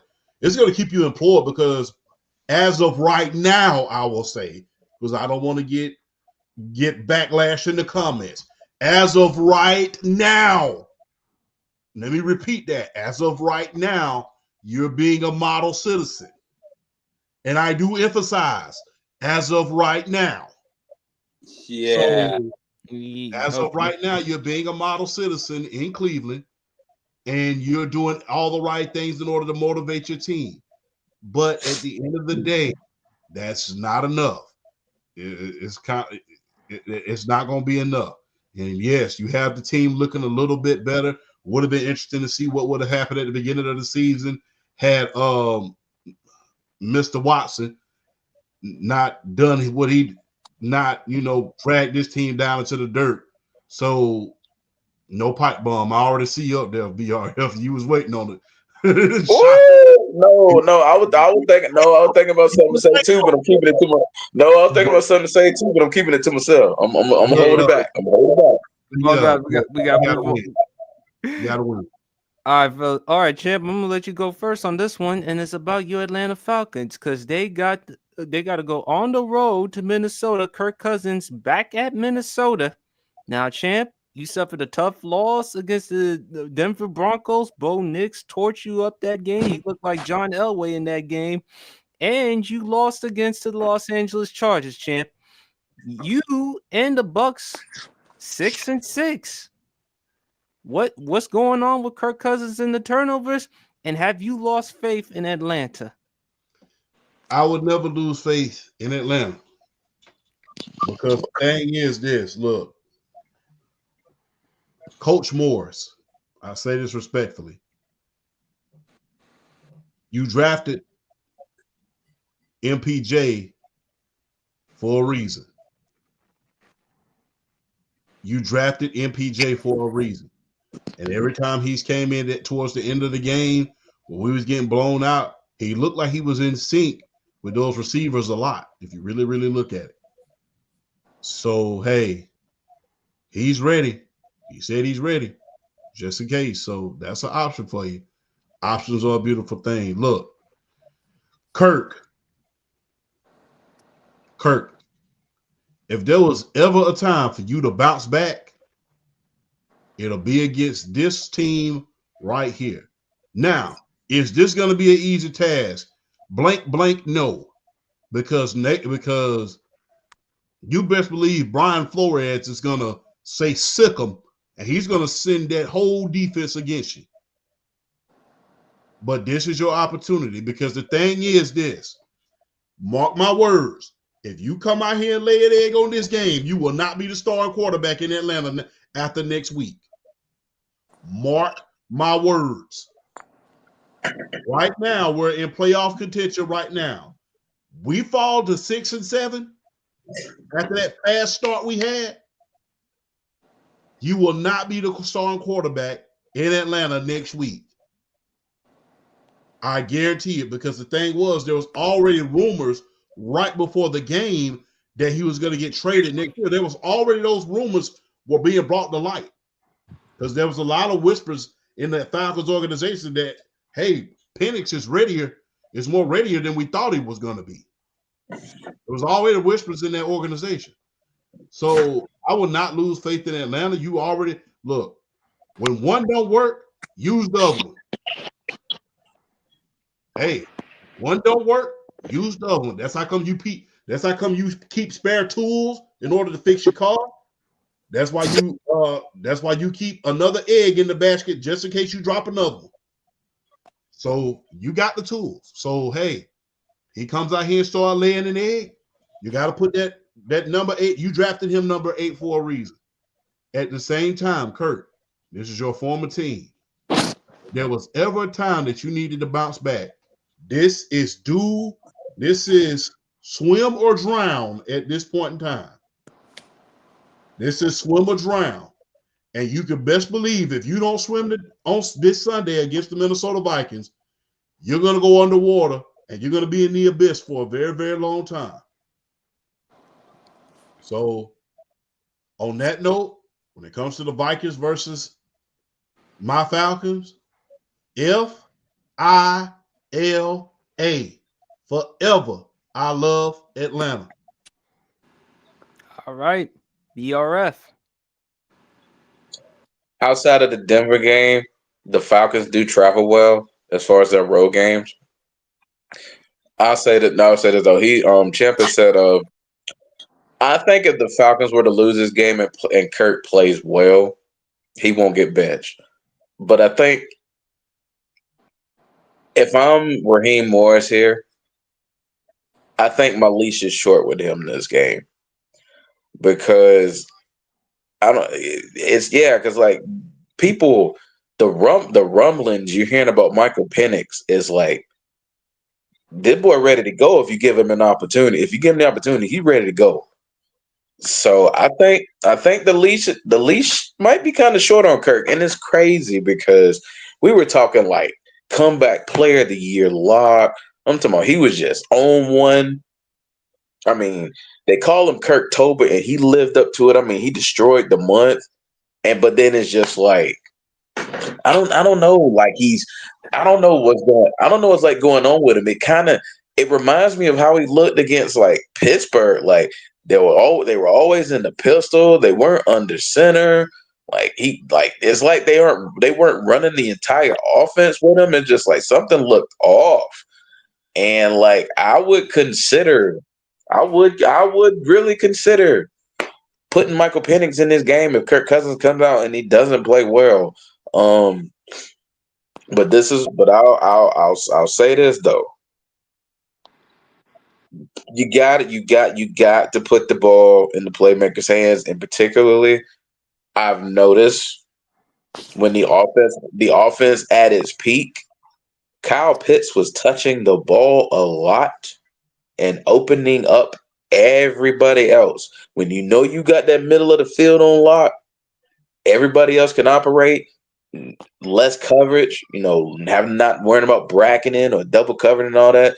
When you got Kyle Pitts in the middle of the field doing his thing, it felt like the offense opened up more. Drake was getting the ball, Darnell was getting the ball, Ray was getting the ball, Bijan's running the ball, Tyler Algiers running the ball.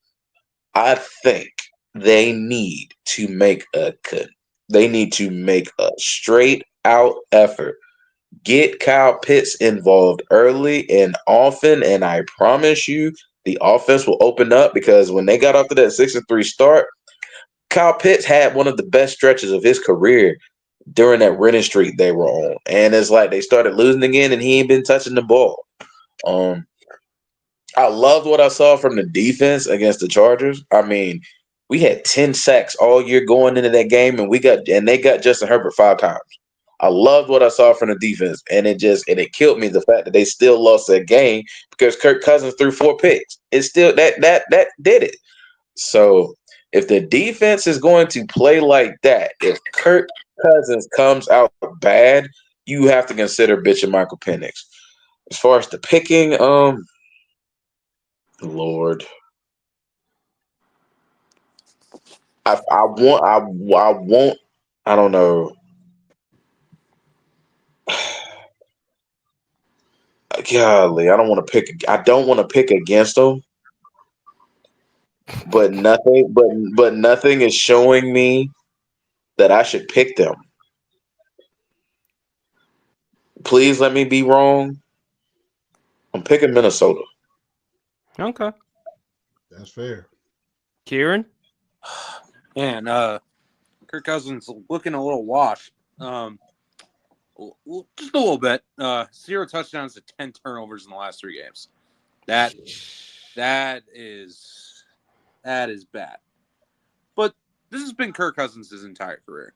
He usually starts off really hot, then he has like a dip for like I don't know, like a slump you want to say for like a month. Then he's back to Kirk Cousins again. But I'm picking Atlanta because I don't trust Minnesota. Even though they're 10-2, all these wins are just like, yeah, they're winning, but like they don't feel like a 10-2 team. They feel more of like an 7-win team, like close to Atlanta. Like they beat the Bears by 3. They barely beat Arizona. They barely beat the Jaguars, and the Jaguars are terrible. So I know everyone's gonna pick Minnesota. I know everyone's gonna be like, take the over, or like take what is Minnesota favored by? Like Minnesota is favored by 6 points. yeah, like That's too much. Minnesota's gonna blow them That's out. too much. I'm actually gonna pick Atlanta in an upset. So I think Yeah. I'm taking Kirk Cousins in a revenge game. So Wow, Hey. they're favored by 6 points is too much. They're not winning by 6. Mhm. I think the thing is, for Atlanta, you gotta find a way to get Bijan going. Yeah. And if you can get him going, Brian Flores, we know what he's going to do with that pass rush going up against Kirk. So I think the X factors to me are Robinson and Pitts. And on the defensive side for Atlanta, Sam Darnold, I mean, he wasn't great in the game against Arizona, but when it counted most, he delivered. So what are they going to do in that part? I'm going to actually pick Atlanta in this one. Yeah. 2019. 20 Yeah, to 9. real quick before you go into the next game. Like I said, I loved what I saw from the defense. They did so much more mixing up. What helped the pass rush a lot was a lot of dropping guys into coverage, and it threw the line blocking off to where guys like Arnold Appicetti had the game of his life, and they were just mixing up stuff and threw off the blocking schemes, and they were able to get back there. I want to see a lot of the same things against Sam Darnold, and I know one thing for certain: you blitz him, you get Sam Darnold rattled, you will get turnovers. So That's I right. this is where I this is where I'm kind of torn on this. I don't want to change my I kind of don't want to change my pick, but this is one of those games where it's like I know Minnesota's got Justin Jefferson. Deep down, I don't know if they want Atlanta in a track meet. Atlanta's got weapons. I don't know if they want Atlanta in a track meet. My one issue with Atlanta is how they use Bijan. Like, I feel like they should just give him the rock. Like, give him like 25 to 30 carries a game. But Especially with the fact that Kirk Cousins is coming off the Achilles, and we've seen already Kirk Cousins' body of work. I And I just think, balanced the offense out. listen, like I understand that like Kirk Cousins was there to like elevate the offense, but like I think he has to take a step back, like be a game manager, not like forcing a lot of stuff. Like he's clearly like he's not the same. Like, yeah, he's not bad, but like he's not like 2020 Kirk Cousins or like 21 Kirk Cousins. He's regressed a little bit, like Right. physically at least. So And I also think the offense runs well when Bijan and Tyler Algier are both getting double-digit carries. They need to give Tyler Algier the ball more. They need to find a way to get him on the field more. Like it's basically the thunder and lightning. You let Bijan run circles around and you let him tire him out, and then you put Algier in a situation where he can pound him down. So we'll just I think it's gonna be a good game. I think it's one of those games where it's like Atlanta could really run them off the field if they play their A games. It could be one of those games. All right. All right, fellas, let's try to hurry up real quick with these picks. Raiders at Bucks. Tampa is a 6.5-point favorite. Still competing for a playoff spot, still competing for the NFC South. Who do y'all have? Baker. I got Tampa. Yeah, you got to go Tampa. I mean, the Raiders are a mess. Like they are a complete mess. Besides Brock Bowers, like they should have won that game against Kansas City, and I Aiden know. O'Connell was playing great though. Aiden O'Connell played good. Yeah, I mean, like I don't think O'Connell's special or anything, but he hasn't played bad. So, No, I mean I don't see him as a franchise guy, but I think coming into that game he played well, and we're gonna talk about Kansas City later on. God. But I mean the Raiders, that was a tough one in that game against Kansas City last week. I almost felt like they were gonna win that game, and then that fumble. Yeah. But my thing is like the ump at the top was getting ready to call a false start, and then they talk about it, and it's like, oh, okay, we're gonna give Kansas. Okay, yeah, it was a fumble. KC gets the ball. I'm like, bro, they can't keep getting away with this. This reminds me of like New England. The Patriots. Like there was like one season where they looked like crap all season. They just win it anyway. This feels like this Chiefs team. Like even though they're 11-1, but like they don't look like a great team, but they win. Like it's like annoying. To your point, Kieran, they should. I mean, they look at some games.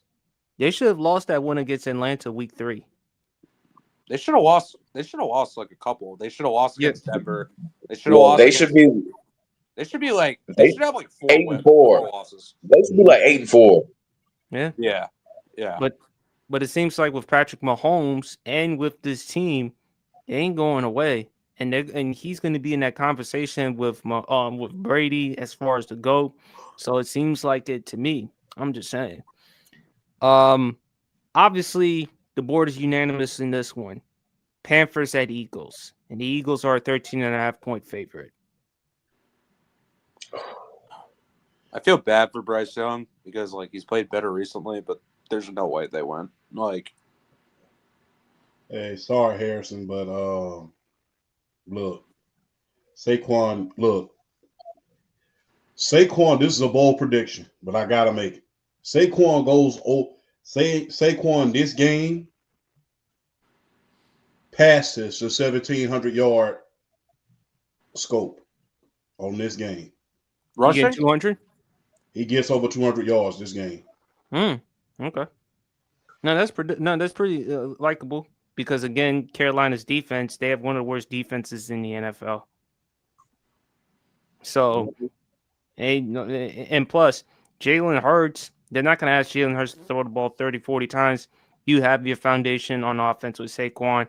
I think That's what you're going to do. The only person that's going to screw up is Nick Sirianni. I think this game is where Jalen Hurts plays good. I think it's like the opposite. I think they're gonna air the ball out, considering like Carolina's pass defense is freaking horrible. So I think it's an AJ Brown game, 150 yards, touchdown. All right, BRF. Yeah, there's shout out to Bryce Young. He's been playing his butt off as of late, but yeah, the Eagles are they're white hot. I feel like this is a BTA game for me. I got the Eagles. This is a BTA game. The only way that Carolina wins, it's going to be because of Nick Sirianni. There's no other way. Like, That's my point, Kieran. He's going to do something dumb. yeah, they're going to go for it like on 4th and 5 or like 4th and 3 and like get stuffed or something like. Yeah. That's the concern right there. Another bad game. Jaguars at Titans. Titans are a 3.5-point favorite. Remember, Trevor Lawrence got hurt by that cheap shot by the Houston Texans player who's suspended for 3 games. Lawrence is likely done for the rest of the season. Who wins, fellas? I pick man. I'm gonna pick a tie. We haven't seen a tie in a while, so just tie. Oh my God. It's the fact that that's actually a realistic outcome that makes it so hilarious. But I'm picking Tennessee. I'm gonna pick Tennessee. I think Tennessee's better than their record, actually. Their defense is really good, but their offense is just like so inconsistent. Champ? The mayonnaise, man. Another drama game. Jets at Dolphins. Miami 6-point favorite. Who wins? They're a 6-point favorite? Yes. It should be like a 12-point favorite. They selling Miami short in this game. I think we finally get the Tyreek Hill. We finally get the blowout game. He goes off. Yeah, I mean, Tyreek only has one 100-yard game this year, which is kind of weird. Yeah. This could be this game because, oh my God, this is the. I think this will be. He's getting at least $150. My prediction: this game is gonna be so bad that Aaron Rodgers is gonna get benched, and he won't play for the rest of the season. So, do you think, Kieran, before I let Champ go, do you think Aaron Rodgers should be benched? Yeah. Yeah. Yeah. Aaron Rodgers is not good anymore. People have to let it go. He's not bad. I'm not saying he's a bad quarterback. He's not elevating this team like you like it. They're 3-9. They lose. They're already out. Like, but they're not technically eliminated. They lose this game. Like, they're done. Like, he should retire. Just get out. All right. Champ. Um, mm, Just say South Beach, champ. We all know you want to say South Beach. South Beach, and look, there's one thing that I think that I would be remiss if I did not say.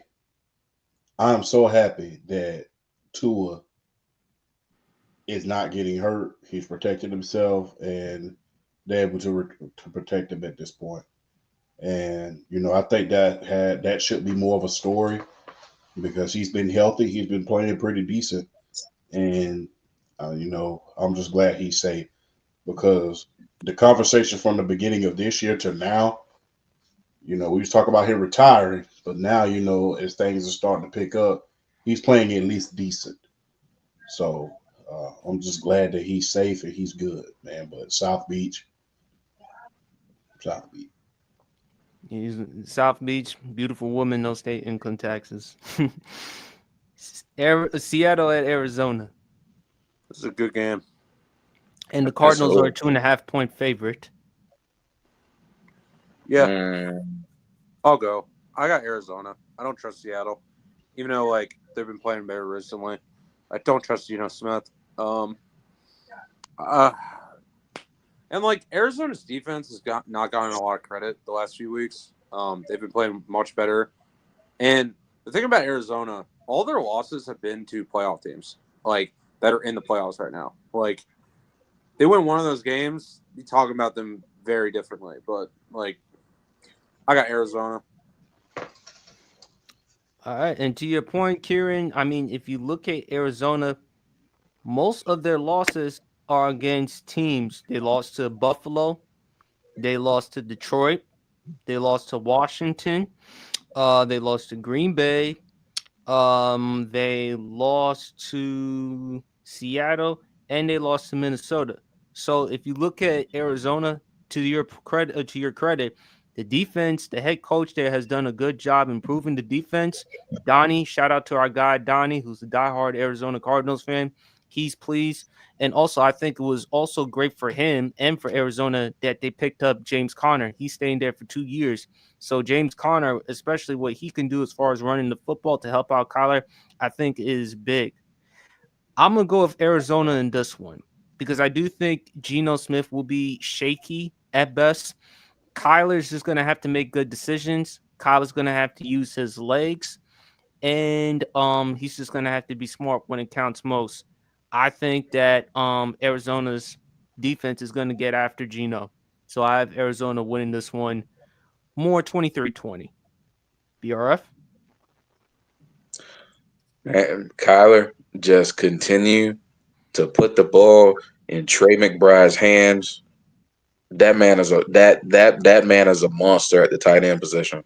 Just keep giving him the ball and get Marvin Harrison Jr. involved early. Yeah, he's gonna have a hard time with Devin Witherspoon. He's gonna have a hard time with him, but at the same time, I feel like sometimes in those situations where you have those really hard matchups, if you can give him the ball once or twice early and get his confidence really, really high, that's when they go off, even when the matchup's hard. But I'm gonna pick Arizona here to win this game. I have been thoroughly impressed with what I've seen from them this year because I didn't expect a whole lot, even with Marvin Harrison Jr. coming into the fold. I've been impressed with them. I'm picking Arizona. Champ? Seattle's a goner by the time I get to Arizona. So I'm taking Arizona. I'm surprised that Champ is actually picking the Arizona Cardinals, but all right. Can't be mad at that. Bills at Rams. Bills are a 3.5-point favorite. They playing in Buffalo or in St. Louis? They're in LA. In LA, my bad. They playing in Inglewood. Okay. I'm still gonna go with Buffalo. Josh Allen's on Yeah. I think he continues it. Yeah, I mean, especially considering they got Detroit next week. He wins that game. that will most likely seal it. So, I mean, I'm going with Buffalo, man, and they're still fighting for the 1 seed. So, Right. BRF. Yeah, I'm picking. I'm picking Buffalo. I think Josh Allen is about. Josh Allen, I think right now has to be the favorite for the MVP award. I think he's about ready to sit. He performs well here, and like y'all said, he's got Detroit coming up. If they beat Detroit and he balls out, whew, it's real hard to get this, try to snatch that MVP from him. Yeah, I'm taking Buffalo here. Champ. Let James cook.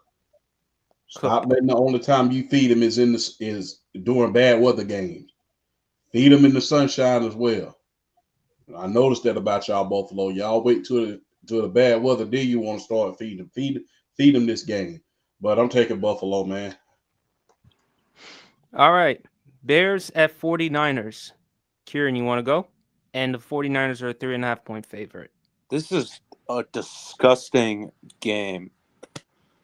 Both teams, I mean, the Bears just stink, and the 49ers are injured all over the place.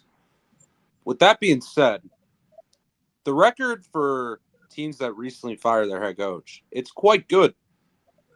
I'm going with Chicago. Okay. BRF. I am not. I'm going with San Francisco. Okay. Champ. San Fran. I'm going to go Chicago because I just want to see how the team moves on after the head coach, after they fired Eberflus. Sunday Night Football. Chargers at Chiefs. Kansas City, 4-point favorite.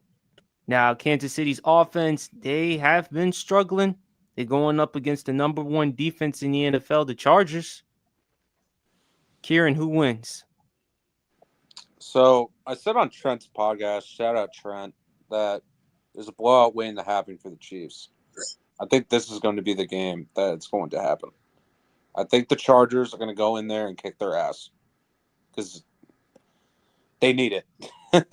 People need a reality check on with the Chiefs. Like, I just don't see this team winning. Like, I just don't see them winning the Super Bowl. So it's gonna be like the 49ers did to the Eagles last year. So. Wow. BRF.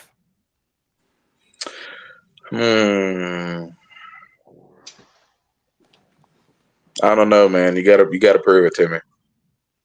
Picking KC until somebody proves it to me. Champ. Hey, like BRF said, man, until you can prove you can do something against these guys, they're a dynasty for a reason. They're a dynasty for a reason. So until you prove to me that you can beat them, hey, Kansas City, they playing at home too? It's at Kansas City. Okay, that's a bad weather game. No, I do not trust San Diego. Damn, I do not trust Los Angeles. In that type of weather in Kansas City. No, I do not. No, indeed not. All right, and the last one, Bengals at Cowboys. Another disgusting game. And the Bengals are a 5-point favorite. You got two of the worst defenses in the NFL in Dallas and Cincinnati. We expect the Bengals offense to put up points, but how is the Cowboys offense going to handle the Bengals defense? Now, the Bengals defense has been awful, and they gave up that many points to the Pittsburgh Steelers offense, which we all know the Pittsburgh Steelers offense is far better than the Dallas Cowboys offense. And on top of that, with Dallas, that Thanksgiving game against the New York Giants, that was their first victory at home, because since that horrendous playoff game against the Green Bay Packers last year, it took them a while in order for them to get a home victory. So, Kieran, who wins? Listen, I got the Bengals, and I'm basically doing that because their offense is much better, but I can see it now, and it wouldn't shock me. Cooper Rush, 300 yards, 3 touchdowns, it would not shock me at all. So I'm going with the Bengals off reputation of their offense, but I can see the Cowboys winning because, like, man, if Russell Wilson is throwing 400 yards and 3 touchdowns in 2024 on that defense, oh man, He would have had a perfect passer rating if it were not for that pick six. Because, by the way, it wasn't his fault though. Cameron Taylor-Britt should have been called for like holding or PI. yeah, it was ridiculous. That play made me so mad. BRF. The Bengals are winning in a shootout based off of the reputation of both defenses in this game because they are both awful. Like Kieran said, this could be Cooper Rush's coming out party. It would not shock me at all if he went for like 3 bills and like 3 touchdowns. He might go for 350 against Cincinnati's defense. The problem is Joe Burrow might go for 5 against theirs. So yeah, I'm picking Cincinnati, and I'm feeling like this has shootout written all over it, like 38-34 shootout. I could see both teams scoring 40. I'm not even joking. You see Jamar Chase getting 200?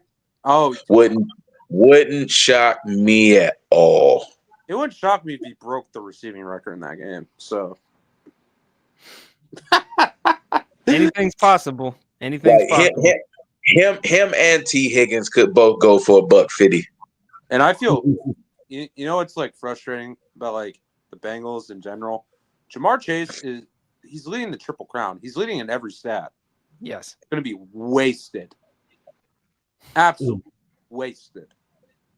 And then they're not going to pay him, and then they ain't going to give him his money either. I think he leaves. I legit think he leaves. I do too. I think he's leaving Cincinnati too. And how the Bengals they're going to handle T. Higgins? How they going to handle him? T. Higgins they're both leaving. They're both leaving. Man, look, I'm going to just be real with you. I don't mean to interrupt y'all. Y'all know I don't like to interrupt anybody. You're good. But you could let me put my fat face in this camera real quick.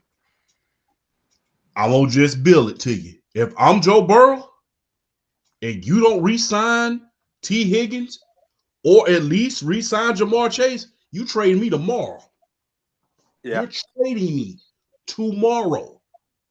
I do not care what wide receivers coming out in the draft. I do not care what wide receiver that you might have in the wake of free agency. If you do not sign Jamar Chase, at least Jamar Chase, because we all knew going into the season there's a probability of you losing T. Higgins. We already knew there was a possibility. But if you do not re-sign Jamar Chase to a hefty contract, you might well just go ahead and trade me. And if I'm Joe Burrow, even if I got to pull a Carson Palmer and say, okay, if you won't trade me, I'll retire, so be it. You're not going to put me in a bad situation where I got to carry this team every single week. You already didn't re-sign Jesse Bates and a lot of the defensive players that helped us get to the Super Bowl. How many other players do you want me to lose before you just say, okay, enough's enough? So yeah, if I'm Joe Burrow and they don't re-sign Jamar Chase to a hefty contract to keep us together, yeah, I'm definitely asking for a trade, and you can bank on it. And it's not really funny, but like the sad reality is that Joe Burrow's he's already 28. Like he doesn't have a lot. Like he doesn't have a lot of time left. Not to mention his durability history. Exactly. Like if they want to like even have a future with Joe Burrow, they have to resign Jamar Chase. He's played with them like basically his entire football career, going back to college in LSU. But here's the one concern though. Is Mike Brown, because we know how cheap he is. He's notorious. TJ Houshmandzadeh, who used to play for the Cincinnati Bengals, he talked about how cheap Mike Brown was. They couldn't even afford water or chin straps and all that type of stuff. So you better find a way to keep Jamar Chase. But I agree with Chim's point. If you're Joe Burrow and if you lose both, then I'm like, I'm out of here. Trade me. Maybe he can pull off a retirement. That's going to be a lot of money Joe Burrow's going to be giving up. But hey, some team's going to be desperate enough to get their hands on him. Oh yeah, Joe Burrow showing that he's still in his prime and can sling the football around. It's going to be a line of teams that are going to be like, should we draft a quarterback? Or should we take a chance on Joe Burrow, who's still really, really, really good? Oh no, somebody gonna take that shot. I've never. And one of those teams will, and if that happens, one of those teams should be the Los Angeles Rams. I don't blame you there. I like that. Or Although Burrow, I don't know how Burrow would feel going to the team that he lost in the Super Bowl though. But at the same time, hey, he and Sean McVay. Yes, what about Miami? Him and Waddle, Tyreek. they just paid Tua all that money, so I'm not so sure they're going. Yeah, but I'm not so sure they're going to be able to. I don't know how Tua's going to play. Like, we'll see what Tua does, but I know he's playing healthy now, but we'll see. Always concerned with Tua. So. Joe Burrow, Minnesota. So, Champ, Bengals, Cowboys. You gonna roll with Mama Champ and go with the Cowboys, or you gonna go with the Bengals? This one's for you, Mom. I'm going with the Cowboys. So hopefully they make you happy this Sunday and give you an early Christmas present. It's disgusting that Dallas has a shot at the playoffs right now. Absolutely disgusting. America's team. And one last football pick. This has nothing to do NFL, but because it's BRF and Champ, SEC championship game, the rematch between Georgia versus Texas. Needless to say, I know you're going to pick Georgia over Texas. Do you feel confident in this one? That is this time at Atlanta, Mercedes-Benz Superdome. Hey, look. You asked me that last time, and we went to their house, turned over the trash can, walked in the house, punched their Doberman in the mouth, had their old lady make us a T-bone, ate real good, then beat them up, then walked out the front door. That's what we did at their house. And guess what? Our quarterback didn't even play well. He threw 3 interceptions. Our quarterback didn't even play well.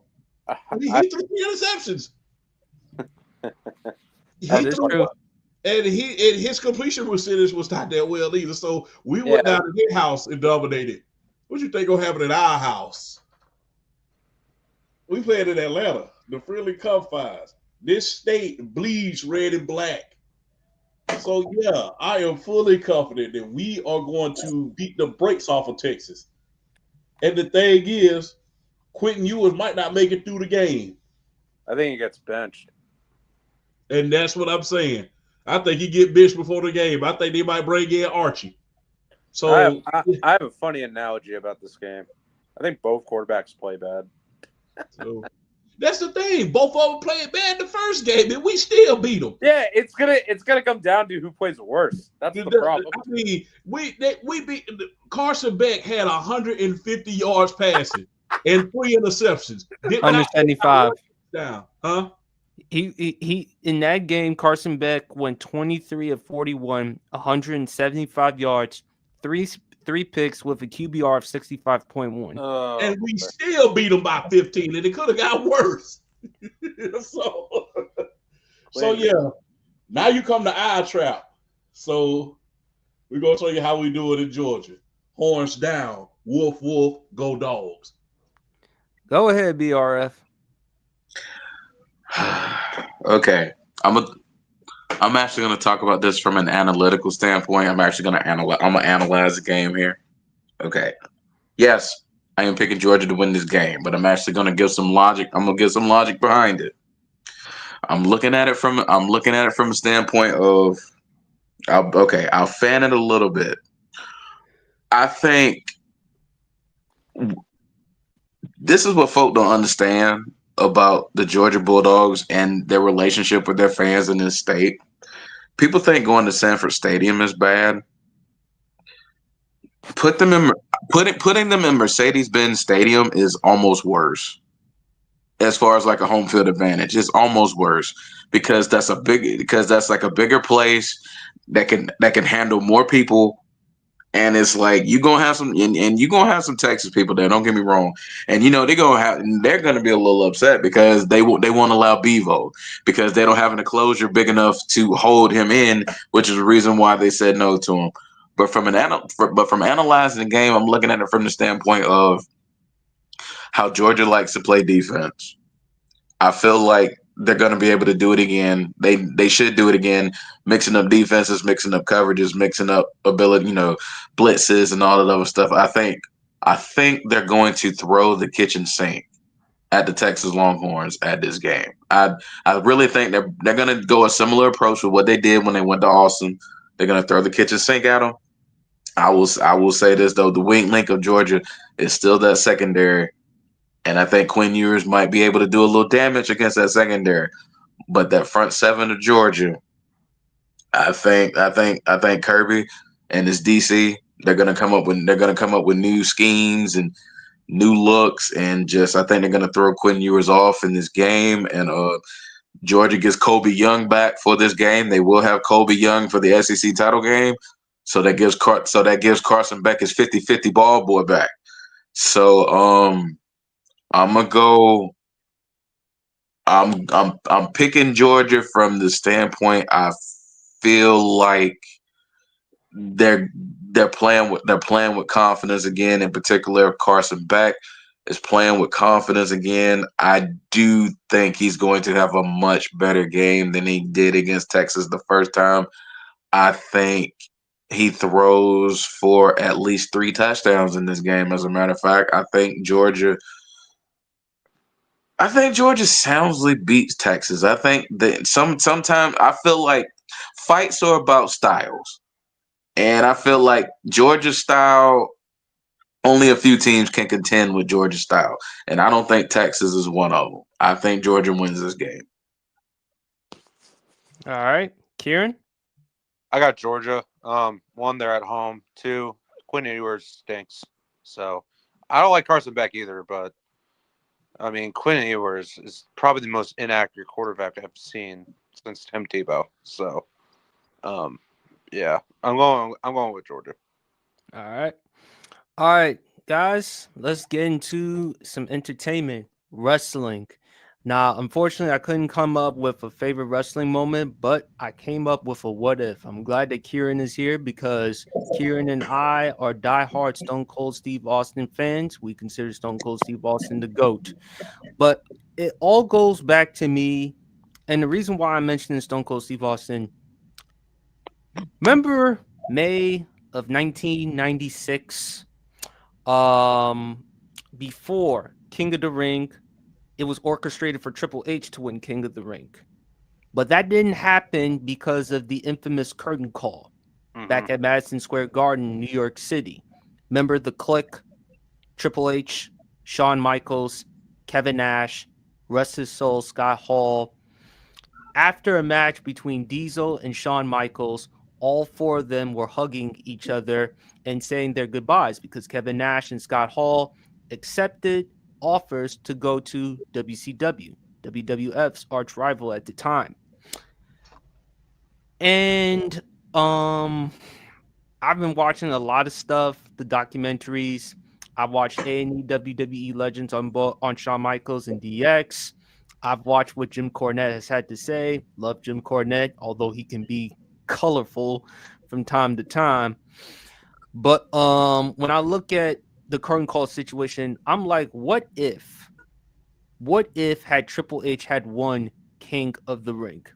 Now, of course, I don't believe Triple H, had he won King of the Ring, he would have cut the promo the way Austin did, such as Austin 316, I just whipped your ass. And that was right after his first match against some opponent. I don't remember the name of the opponent. The first one, Champ BRF, maybe you can tell me who it was. Roberts? Yeah. No, that was the second one. Yeah. The first match, Steve had to go to the hospital. He had to get stitched up. He had like 10, 12 stitches in his he had to have 10, 12 stitches in his mouth. Comes straight from the hospital, comes straight from the ambulance. He talks to Michael Hayes. Michael Hayes informs Steve that Jake the Snake Roberts cut a promo in which he used Bible verses. And Austin thought about John 3:16 because, you know, in the football games, they show the John 3:16 signs. So right after the match against Jake the Snake Roberts, he says, "You thump your Bibles. It didn't get you anywhere. Talk about your Psalms. Talk about John 3:16. Austin 3:16 said, I just whipped your ass." And that, I don't know. A lot of people, and I've talked to, I think it was Flash. He mentioned it. That was the beginning of the attitude moment. And heck, you could make that argument because the very next night on Raw, Champ BRF, they had the Austin 3:16 signs. And once they started with them t-shirts, it was flying out like crazy. But imagine if Triple H, had it not been for the curtain call, imagine if he had won King of the Ring. No, I don't believe he would have cut the promo the way Austin did.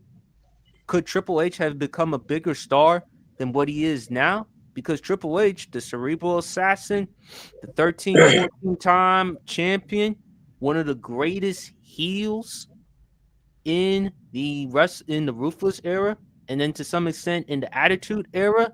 Remember, I mean, JR, we all know good old JR, the great Jim Ross. We know some of the things he said about Triple H, especially at SummerSlam, and all the other things that he said about Triple H. And Triple H, remember, he recalls the famous quote his father-in-law, Vince McMahon, gave him. I can't use the exact term, but it goes a little something like, "You're going to have to learn to eat bleep and like the taste of it." So, Kieran, I'm going to let you go first because you're a big Austin fan as I am. What do you think would have happened had Triple H won King of the Ring? Do you believe Triple H would have been a bigger star than what he is now? Do you believe that would have cost Austin as far as being in the conversation as the GOAT? Do you believe that Austin could have still been as big as he is now had it not been for King of the Ring? What are your thoughts? So, like, first of all, I'll go to the curtain call. The curtain call is important because Vince McMahon was very angry. He did not like real life situations like getting involved with wrestling. And that was a big moment in wrestling because a lot of people breaking kayfabe was not a thing like at all before that moment. Unprecedented. And even Ric Flair said it himself, the click was an insult to our business. And had they done that in the 70s or early 80s, all four of them would have gotten the bleep beaten. Yeah. My thing about Triple H, I love Triple H. He's personally my GOAT heel, like for a wrestler. I think he's the greatest heel for a wrestler we've ever seen. Never seen one man like Jim Ross call all the things that he called Triple H. I don't think it would have made a star. I think Austin was the right move. He had more charisma. He was probably like he would have been like a way better face than Triple H. I don't think Triple H could have had the role that Austin had. Like I said, like with Austin, I really don't believe we'd be watching WWE without Austin cutting that promo. We needed a guy to compete with WCW. I think Austin was the right guy. I think H is better guy. Like he's the second best guy in the company, if that makes sense. I don't think he could be the first. And that's not a bad thing. You need a second guy that can compete with the first guy. Triple H was the best to do that. I don't think he could have been the main guy on the roster. I don't think so. It's a difficult situation too because Hunter has had a great career. I think he's top 5, but it's unfortunate. But. BRF. This is actually a really good question, and I mean, there's a lot to process here because you look at it from the standpoint of if the curtain call. Well, you look at it from two standpoints: either the curtain call never happens, or the curtain call happens. But what really hurt Triple H was the fact that Shawn Michaels went away. Like Shawn Michaels was doing his thing, so you can't punish him. He's the champ. So you got to punish somebody for it. So let's say Triple H wins King of the Ring, because I think at that time you win King of the Ring, you're instantly number one contender. You earn a WWE, you earn a world title shot. if he wins the world title after that, then is he more?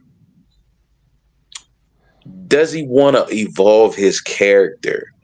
Like if he wins the championship as Hunter Hearst Helmsley as the Blue Blood, is he more willing to change and evolve his character? Because I feel like a lot of the things that transpired after the curtain call really forced Triple H to kind of look at himself and like kind of evolve his character a little bit. So he wasn't necessarily talking in that blue blood accent as much anymore.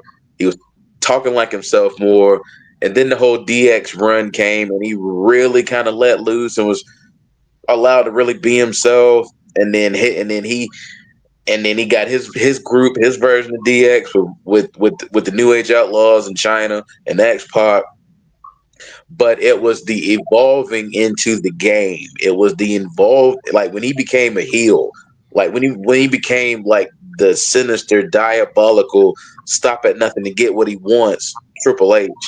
When he hit that evolution of a character was when he really took off into into superstar mode. So if he wins the WWE title as his original persona, is he more willing to evolve his character if he becomes one of the top guys in that gimmick? Because let's face it, Triple H becoming the game was the greatest thing that could have happened to him, because it's like when he became the game, everything clicked. Everything clicked. It's like that initial heel run, like whether it was the night Test and Stephanie were supposed to get married and he comes out of nowhere and say, and basically, I snuck her off from you and I married her myself, or the whole Austin getting hit by the car thing, and then him finally being revealed that he was the one that told Rikishi to do it. Like, just so many things we got from the game, from Triple H evolving his character, and it's like, do we get all this if he's still the blue blood? And I think that's one of those things that you have to think about, because I feel like you hated that he had to go through that, but him going through the curtain call was so important because it got him to evolve into what he ultimately became as first ballot Hall of Famer, 14-time world champion, basically winning everything there is to win in the WWE. He's won, what I'm saying, main event. He's won the Royal Rumble. You know what I'm saying? He's won King of the Ring.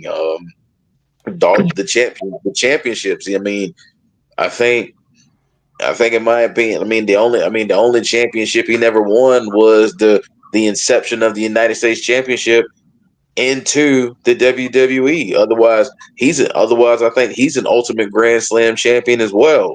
So, I mean, it's just well, I don't know. I think because he won the European Championship, I think they do give him, I don't know if they give him Ultimate Grand Slam, but I think they do give him Grand Slam because he won the European title.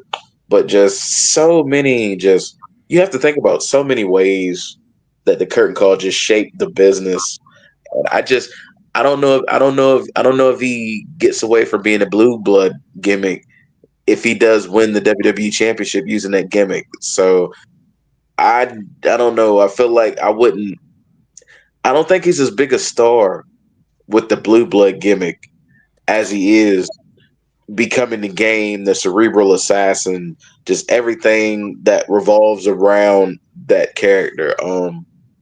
Yeah, Austin was definitely the right guy at the right time to lead WWE in those Monday Night Wars against WCW, ultimately winning. He was the guy for it. I mean, the promo work, the charisma, just his ability to entertain. He knew what to do. He knew how to handle himself.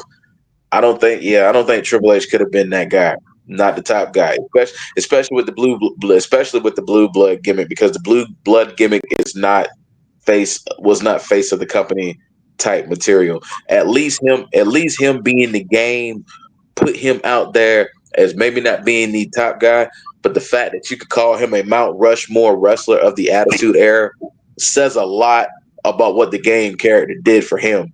So, yeah, I think a lot of things would have been altered had Triple H been able to win the King of the Ring and turn that blue blood gimmick into a world champion. A lot of things would have been different, and I don't think necessarily for the good. So that's really where I stand on it. I think we got way more good.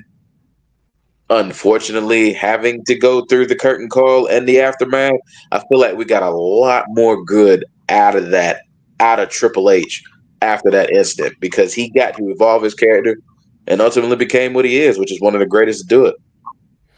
And also to your point, BRF, I hold that more on Vince at the time because because Triple H and Shawn and the rest of them, they talked about how the times were changing. We got to get ahead with the times, and Vince was reluctant to do that.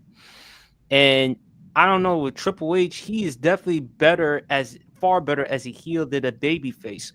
The reason why they gravitated to Austin because he was the type of personality that people gravitated to. He was the like him and Mr. McMahon, the greatest rivalry in my opinion, either in WWE or in wrestling, because like all of us, we have jobs, and a lot of times the boss has said or done something that we don't approve. And there are times I'm quite sure we do feel like we want to whip our bosses, you know what? And Austin was the type of person who would bring that.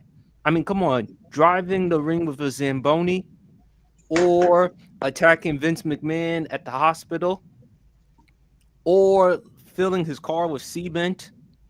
I mean, Austin would do things that would just grab and just get your attention. And I think with Triple H, there's no shame being behind Austin and Rock at the time, because in the Attitude Era, it was Austin and Rock. And plus, to Triple H's credit, he did take over the load for DX after when Shawn Michaels retired back in 1998. Shawn had to retire because at that point, he had the back injury in which he suffered at the Royal Rumble against The Undertaker. Shawn also had substance abuse problems, and God bless him. Shawn has turned around his life, and Shawn, you can argue, one of the greatest comebacks we've ever seen in the world in wrestling history, especially his first match against Triple H at SummerSlam. And that was a great match because of the heel of that Triple H was at the time, and for Shawn to recover. I think, to your point, BRF, and you've mentioned, just like you mentioned with Paul Heyman, there better be like a Hall of Fame. If somebody deserves his own wing, it should be him after what he has done for the company, not only as a wrestler, but taking over for Vince McMahon's place, you know. And plus, Champ, you also mentioned another great point because we talked about favorite Triple H moment. Do people underrate him? Yeah, primarily because the family, the McMahon family, and you brought that up. But what are your thoughts on what if Triple H had won King of the Ring? I don't think it would have worked if he would have originally won that. If you really, really think about it, I think people misconstrue history a lot. And I'm just going to be honest.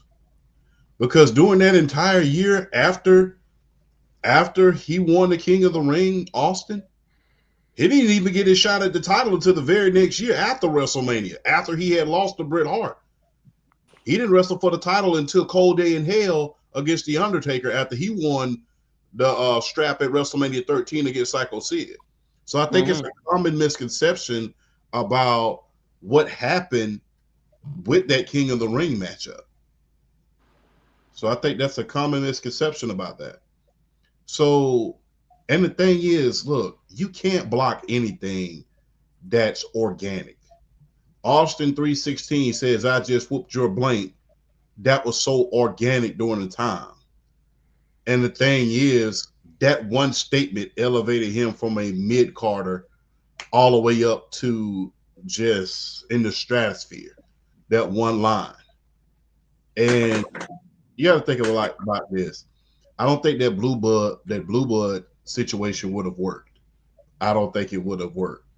And that year, he didn't have that one signature match You know, although he was on punishment, I would say that year leading up to that, he didn't have that signature match that you just said, I gotta watch Triple H. Do you remember? Sorry to interrupt you, Chip, but do you remember WrestleMania 12 match before 2 months before? Yes. Against Rest His Soul, the Ultimate Warrior. Yes, he got buried in that match. Whereas a month earlier, you saw how grimy that Stone Cold was at WrestleMania 12 because he beat Savio Vega. Right. So the thing is, I don't think that blue blood situation would have worked. All of the valet, plus, you know, the promo work was, you know, lackluster a little bit. They were still in that new generation type of thing.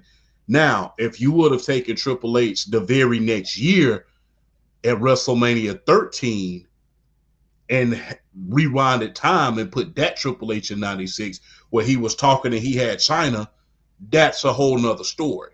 But unfortunately, that blue blood gimmick,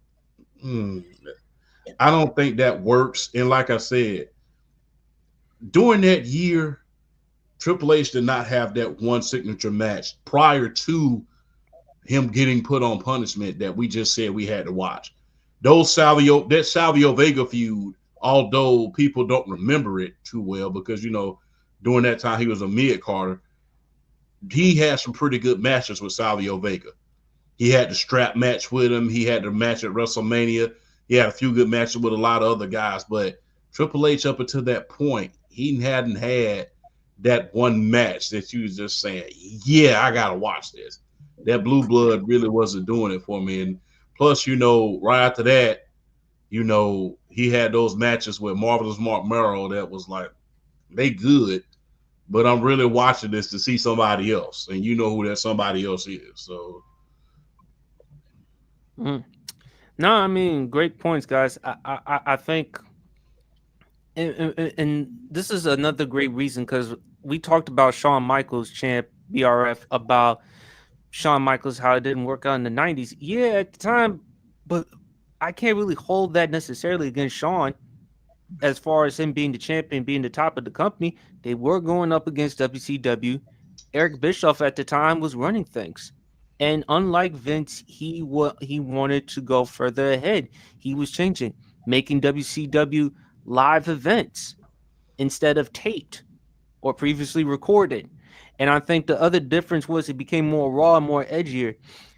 Vince had no choice but to get ahead with the times because either that or you're going to be out of business. And at that time in 96, 97, it was bad for the WWF. They had to take out loans to make payrolls.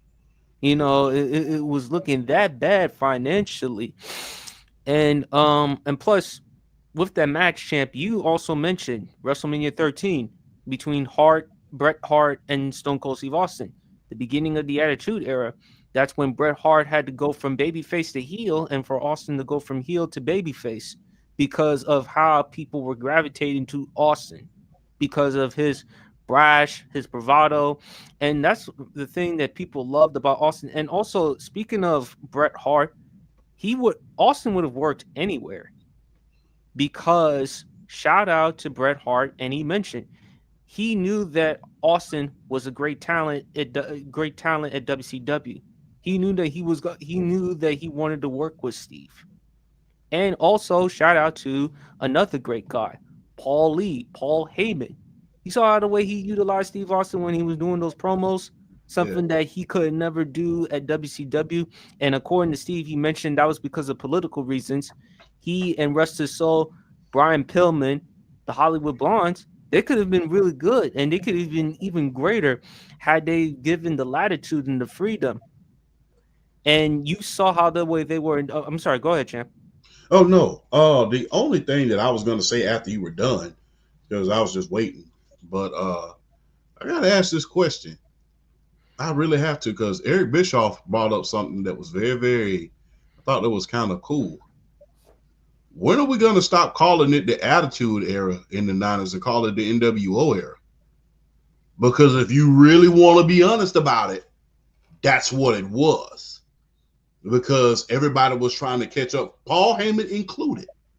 Because everybody for 96 to almost 99 was trying to catch up to the NWO. True. So I think that's a fair assessment to call it. I understand that. Look, we all know how the history books work. Not to be political. This is not a political statement to everybody who's listening out there in TV land. But we all know the history books are written by the ones who won the war. We all know that. Vince McMahon won the Monday Night War. Therefore, he gets to write the history books. History is his story. Let's just keep it real. So that era is deemed the Attitude Era. But the reality of that situation is that 96 through 99 was in fact the NWO. Oh, especially when Hulk Hogan turned heel. Yes. How he went from babyface to heel and how he joined Nash and Hall. And look, they even had Dennis Rodman joining NWO as well. Yes. But also, Chip, and I really hate to say this with Eric Bischoff, do you think he's saying that because of Vince Russo?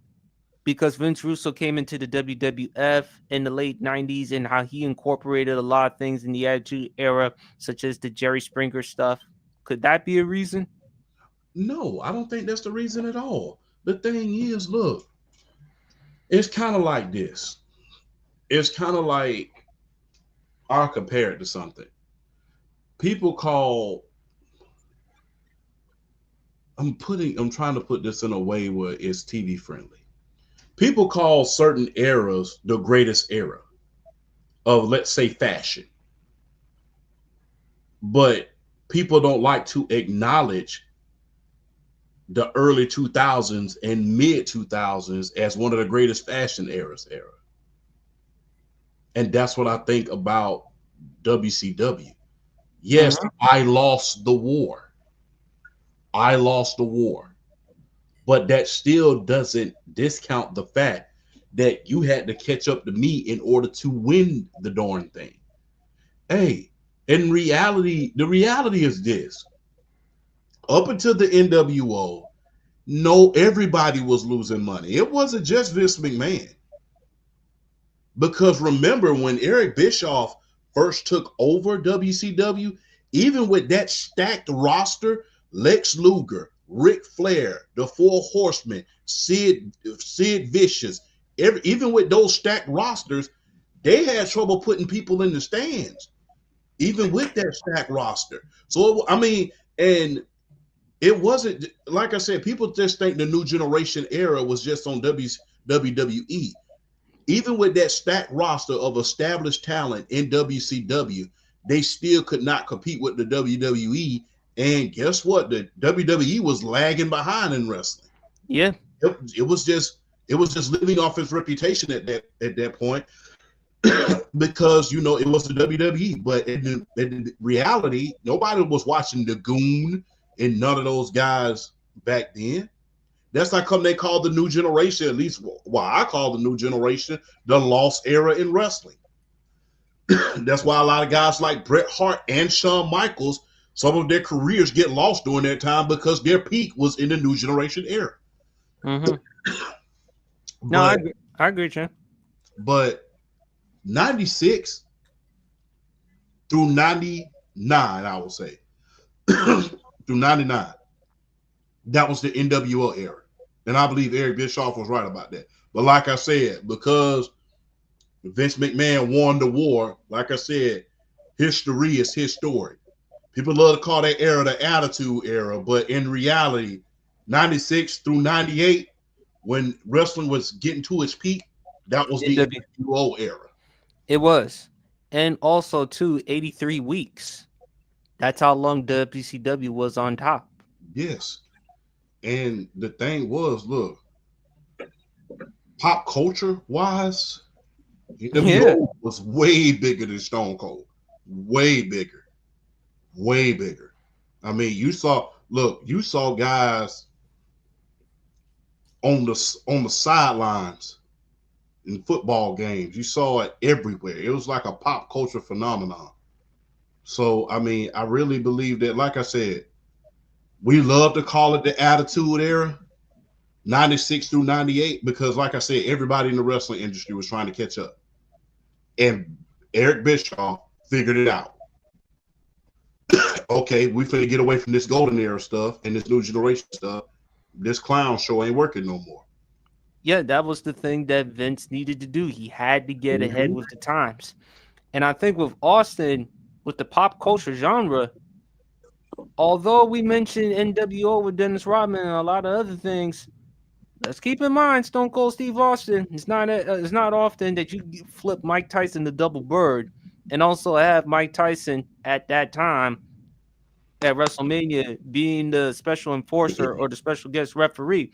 And also too later on in life with Stone Cold Steve Austin, the TV shows that he was on. I mean, he was on Celebrity Deathmatch. You know, he was on a lot of other shows. He was even on other talk shows and stuff like that. NWO, I got no problem with you arguing NWO over Stone Cold champ, but Stone Cold still could make an argument though. Yeah, Stone Cold can make an argument, but you got to think about this: 96 through 99. No, I agree. NWO. That's the NWO era. But you got to think about this. Up until November of 1998, the Montreal Screwjob Part 2.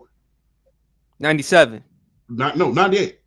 Oh. Up until 98, Montreal Screwjob Part 2, Mankind and The Rock. There was really no solid number 2. Yeah. The Rock didn't really get put over until late 98.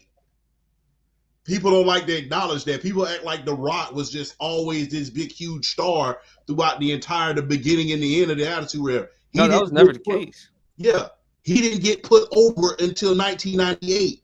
That's how come I call the thing is they literally impersonated. That's why I call the Montreal Screwjob Part 2.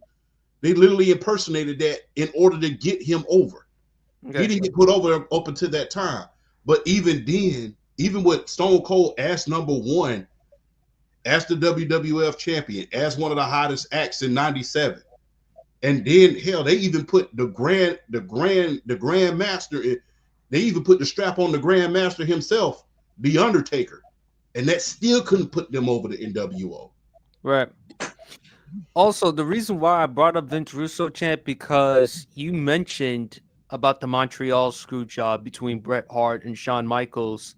And Jim Cornette explained their stories on Dark Side of the Ring. Do you remember how Jim Cornette said about the double cross?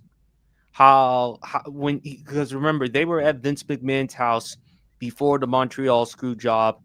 And Vince McMahon, according to Jim Cornette, asked him, well, how would you do it, pal? How would you handle the outcome? And Jim was like, Vince, double cross him. And I don't know if it was his attic or his basement, but inside Jim Cornette's house, he had a huge collection of classic wrestling books and magazines. And he said something that resonated with me, which was, you can learn so much about this stuff, so much about modern wrestling from these classic books and magazines, because history will always repeat itself. Then he brought up the other Montreal screw job, Battle of the Bite, Strangler Lewis versus Henry DeGlon. You remember what happened in that match, champ? Yeah, he put his finishing move on him, and then DeGlon started screaming bloody murder.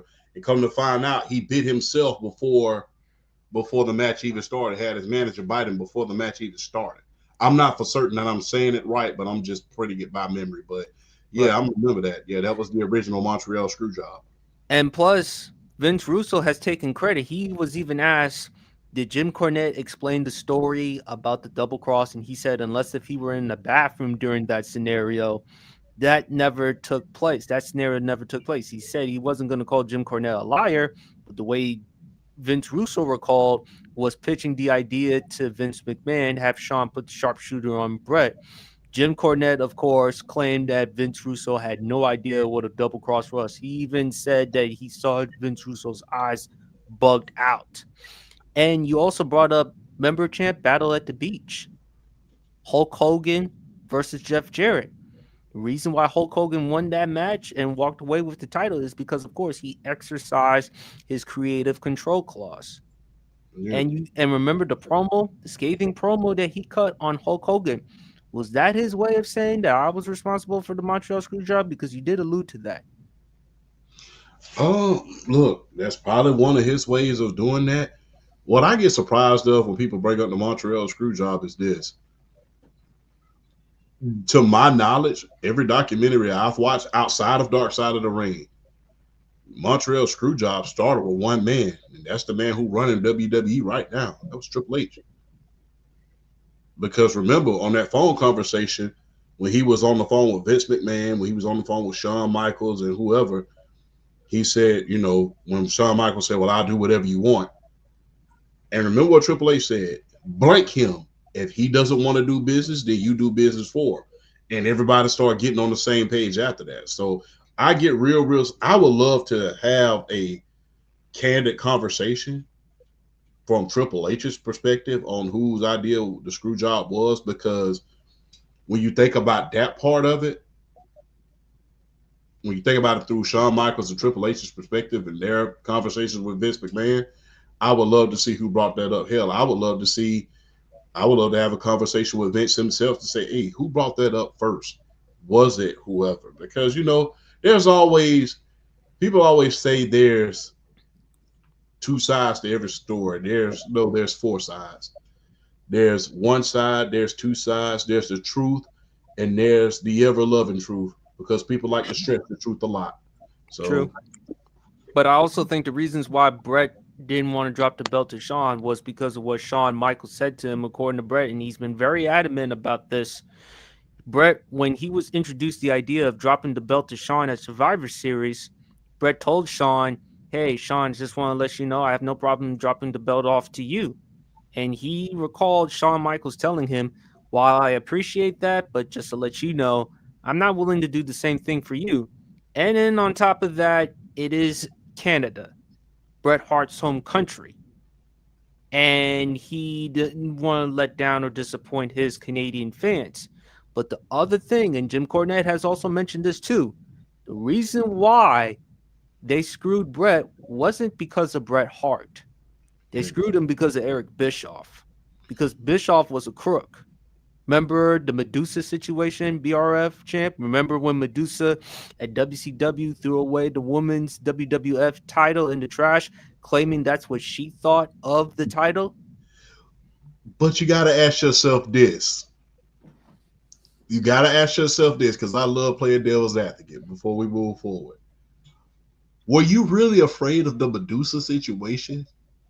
Were you really afraid of that situation happening again? Or were you afraid of WCW doing the same thing that you did several years earlier, almost 6 years earlier, when Ric Flair came over and showed up to the WWE television taping with the WCW belt? Was you afraid of karma biting you in the behind? Because the thing was, years before Medusa ever came and threw that women's belt in the trash can, which I'm not trying to sound any type of way before I say this. Let me be very, very careful. That belt back then didn't have as much luster as it would have today. Read it, listen to what I'm saying. That women's title back then in the 90s, because the women's division wasn't as legitimate as it was today, didn't have as much luster as it would today. If, let's say, Nikki Lyons wins the WWE Women's Championship and goes to AEW and throws the Women's Championship in the trash can, that's a fight for the ages. Back then, yes, that was must-see TV, but guess what? It didn't have the luster that it had. So the thing is, when people bring up the fact, oh yeah, you know, we were afraid that he was going to show up to television and do what Medusa did. No, you were afraid that he was going to do the same thing that you did, Vince McMahon. You brought Ric Flair after he had, because remember, Ric Flair had that contract dispute with Jim Herd. And remember, back then, before you became World Heavyweight Champion, just another useless fact, you had to put a $25,000 deposit on that World Heavyweight Championship belt before you won it, according to tradition of the NWA. So guess what? Jim Herd not only had a contract dispute with Ric Flair, he also did not want to give Ric Flair back his $25,000 for the deposit on the belt. So he ended up going to the WWE. His first day on the WWE, who comes out? Him, Ric Flair, Bobby the Brain Heenan, holding up the WCW World Heavyweight Championship belt live on WWE TV. And guess what Bobby the Brain Heenan said? This is the real world champion right here. Because remember, Hulk Hogan was the champion for the WWE back then. So the thing is, were you really concerned about the same thing happening with Medusa? Was that really the part that scared you, Vince? Or was it the fact that, okay, if I don't take this bet off him, then guess what? He's going to do the same thing to me that I did with Ric Flair just 8 years earlier. But here's the thing, champ. Unlike Ric Flair, Bret Hart, anytime when Bret Hart says something, Bret Hart is a man of integrity. That's the thing. Bret is all about business. Bret is a consummate professional, and a lot of that comes, of course, from his family's lineage. Yeah. Bret was eaten. Plus, there was the documentary on, I think, yes, Wrestling with Shadows. Yes. Remember when Bret Hart and Vince McMahon were having the conversation? Look, it's really hard for me to be depicted this way. And plus, you got Vince McMahon. He even said it himself. I'm willing to do anything. Bret Hart asked Vince McMahon, "What would you like to do today?" Vince says, "I'm open to anything." Bret said, "I think what I would like to do is get through today. The next night on Monday Night Raw, I deliver my speech, I forfeit the title, and then I head on to WCW. It allows me an opportunity to leave with my head held high. I don't have to necessarily beat Shawn. We can end off the match in a schmoz, which is an outside interference from various other wrestlers. And the bottom line is they're going to result into a DQ, disqualification." So you got, and Bret Hart recorded that conversation with the producers of the documentary at that time. So my thing is with Bret, I had no problem with him doing that because, again, if we had it not been for that, then we were just taking Vince McMahon at his own word. Even though Bret Hart is a man of integrity, even though Bret Hart comes from family lineage, you have to include that. But my thing is, Bret is a man of his word. And plus, Bruce Pritchard, he said on WWE Legends about Bret Hart and Shawn Michaels when he said it wasn't Bret's choice. Actually, it was. Bret Hart had reasonable creative control. So my thing is, it didn't have to be Shawn Michaels. You could have went with somebody else. You could have went with The Undertaker. You could have went with anybody else. But it seemed like to me, Vince, you wanted to go with Shawn because, of course, Shawn was the type of guy that you gravitated to. Jim Ross has been on the record saying Shawn Michaels reminded Vince of a young Vince, defiant, attitudinal. I understand the reason, that standpoint, champ, but my thing is, I don't think, and even Jim Cornette even heard Vince McMahon said, "I trust Bret not to do that." I just don't think he trusted Bischoff because he was afraid that Bischoff was, because Bischoff's word then not really credible. Yeah. And on top of that, he was afraid of even exposing the WWF business even more, meanwhile helping out WCW. That's what it seems like to me. Yeah, and I agree with you on that because guess what? Like I said, but that piggybacks to what I was saying about the WCW title being on WWE TV back in 1991. Like I said, 6 years earlier. And remember, like I said, it was a contract dispute between Jim Herd and Ric Flair. Mm-hmm. Ric Flair didn't take back the belt. He brought it to WWE TV. Hey, and as the boss, you have the final call on that, whether to put it on TV or not. We knew that Bret wasn't going to bring the. They knew that. They knew that. But the thing is, Eric Bischoff back then, I would say, was very, very manipulative. He could have pulled some strings and say, you know what, I'll pay you a good amount if you bring that belt on out here. But, and that was not nothing new. We seen Stand Lariat Hansen, take certain belts in order to go to other territories as well. But like I said, you got to ask yourself this: when people point to, not disagreeing with you, but when people point to that Medusa incident, I really kind of laugh because, like I said, I'm real careful with what I'm saying. Unlike today, the women's championship in the WWE back then didn't have as much luster as it had on, as it would have today. I really think that Vince was afraid that somebody was going to do the same thing that he did. He brought the WCW World Heavyweight title on the air, and that same night, not even 2 nights later, there was the WCW champion, the NWA champion back then, and the WWE champion standing on the Undertaker's parlor doing a promo together. Because remember, Ric Flair said, "I've been waiting all my life to see you face to face." Right. So you got to ask yourself this: are you really? People talk about, oh yeah, the Medusa. No, he was afraid that the same thing that he did was going to come back and bite him just 6 years later. That women's title didn't have anything to do with that, in my humble opinion.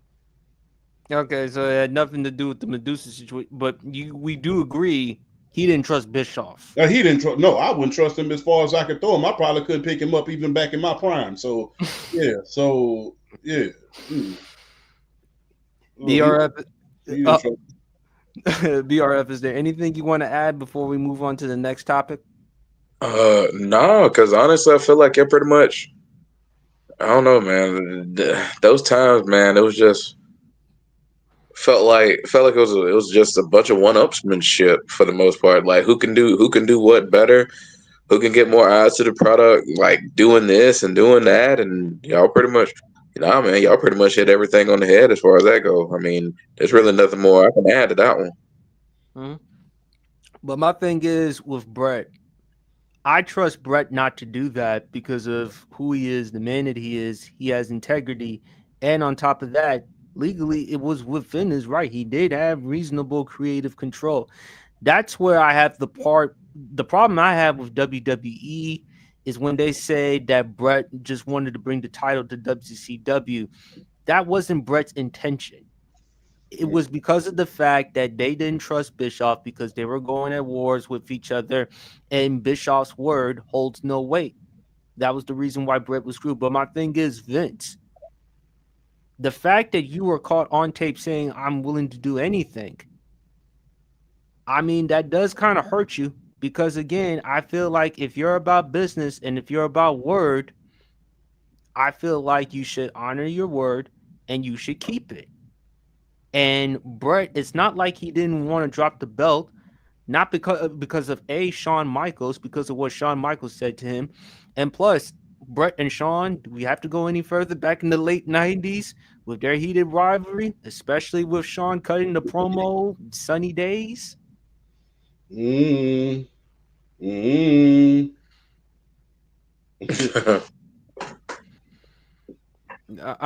mean, which, by the way, Shawn Michaels back in the day, although his second run, but back in the day, Shawn Michaels, them late 90s, his mic skills, deadly.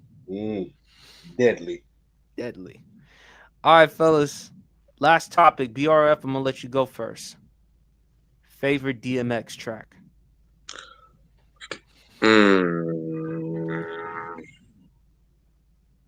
Wow. That's hard.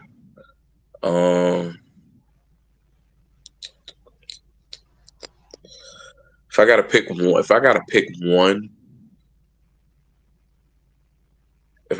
one, it's probably Slippin'. He got so many good ones though. Man, come on, man.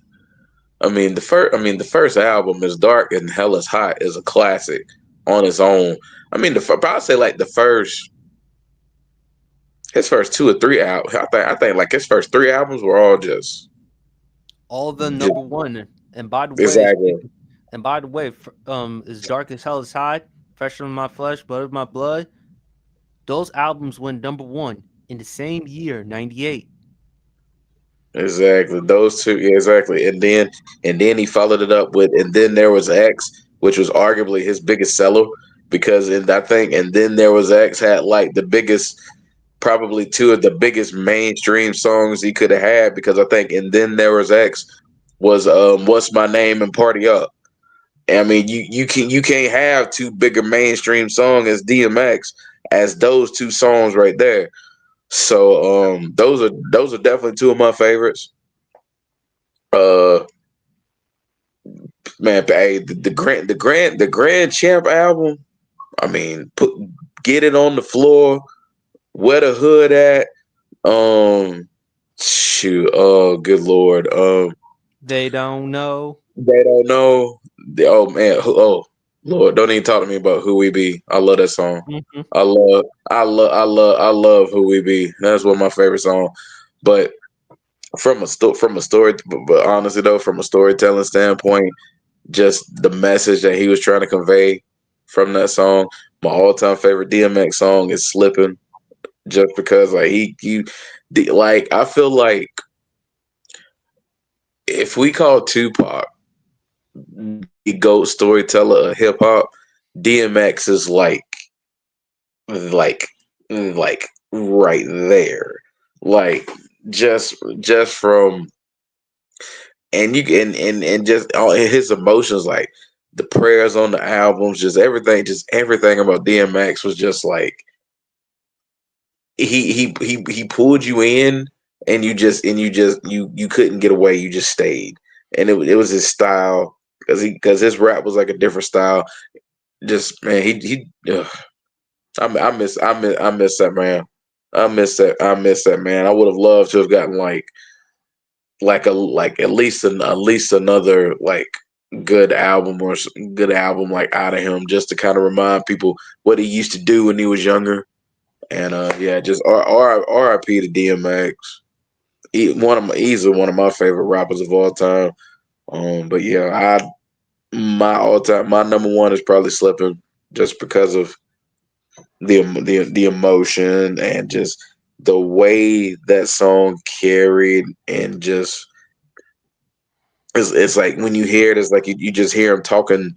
It's like he's talking to your soul, and it's just like and the chorus of the song, one of the greatest hooks and choruses, like the I'm slipping, I'm falling, I can't get up. Can't It's get just up. it's like he's confessing. It's like he's confessing to being to what a man he was, to what he is today. It's like he's confessing and opening up, and just like rappers, just not a lot of rappers could do it with the power that he could do it. And just that song just speaks volumes of how talented he was. We get the storyteller that he was. That's my favorite one of all time. And bro, shout out to DMX. RIP to that man. And just we people were starting to give him his flowers before he passed away, and then he passed, and it was just like, man, it's tough. A lot of the rappers that aren't here with us anymore, you wonder how music would be if they were still around. And it's just, man, shout out shit, man. RIP to DMX, man. Slip is my number one. Slip is my all time favorite song. Champ. Man, look, it's a lot of them, man. A lot of them. Rest in peace to the great DMX, by the way, man. One song that I always hold in high regard is "Here We Go Again," because it just, people think that story is only about certain things, I would say, but that really tells a story of how two good friends like can fall out, and how you can mentor a person as much as you want to, but they don't want it for themselves, and they just insist on doing the wrong thing, and how you got to cut people loose at times. And I think if there was ever a song that taught me, outside of my parents and my father, of course, if there were ever a song that you could relate to and say, hey, sometimes you got to let people go, no matter how much you care. Here We Go Again was one of those songs, and the beat for that song, it just personified that. But Here We Go Again, I Miss You, when he made that song about his grandmother, Faith Evans. Hey, everybody has their grandmother, especially us down here down south. Hey man, grandmother's the matriarch of the family, and once you lose her, it seems like everything scatters from there. So it's just, and That ain't a warning. That ain't a question. That is a fact. Once grandma leave this earth, it seems like the family just scatters, and it takes a while to get everybody back together. So doing that one. Damien, the snake, the rat, the cat, the dog. How you gonna see it if you live it in the fog? And I don't think people understand. Look, I don't think people understand how biblical that song is. I don't think people understand that. He keeps saying it over and over: the snake, the rat, the cat, the fog. How you gonna see it if you living in the fog? And people talks about, what DMX had his demons. Yes, he did. He also recognized them and put it out there. I'm living in the fog, but I'm recognizing I'm living in the fog. So, Daniel was a great one. But look, my favorite DMX song, especially, when you want to get pumped up, gotta be Blackout. Gotta be Blackout. I don't think, outside of maybe the grand finale with DOC and NWA, I have never seen a collaboration where everybody's verse was just top notch. Jadakiss, Styles P, then on top of that, you come back with one of the greatest of all time, Jay-Z, and then you top that off with DMX.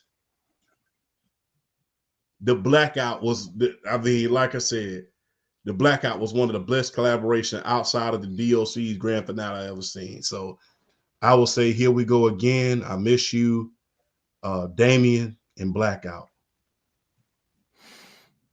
The Rough Riders anthem. Stop, drop, shutting down, open up shop. Oh, no.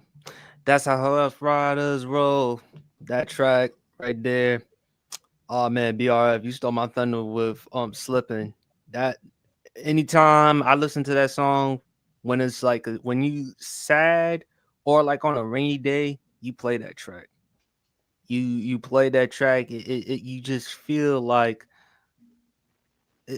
I mean, that song, man, is just breathtaking. As you mentioned, man, with the soul and everything. I mean, it just tells you about the struggle. And then Party Up, because at that point, DMX at that time, remember, the situation that he and his wife, they had his ex-wife. Remember the house that was raided and all that other stuff.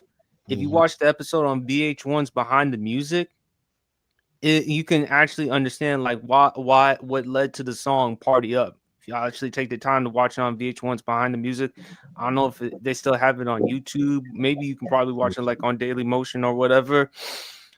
But 98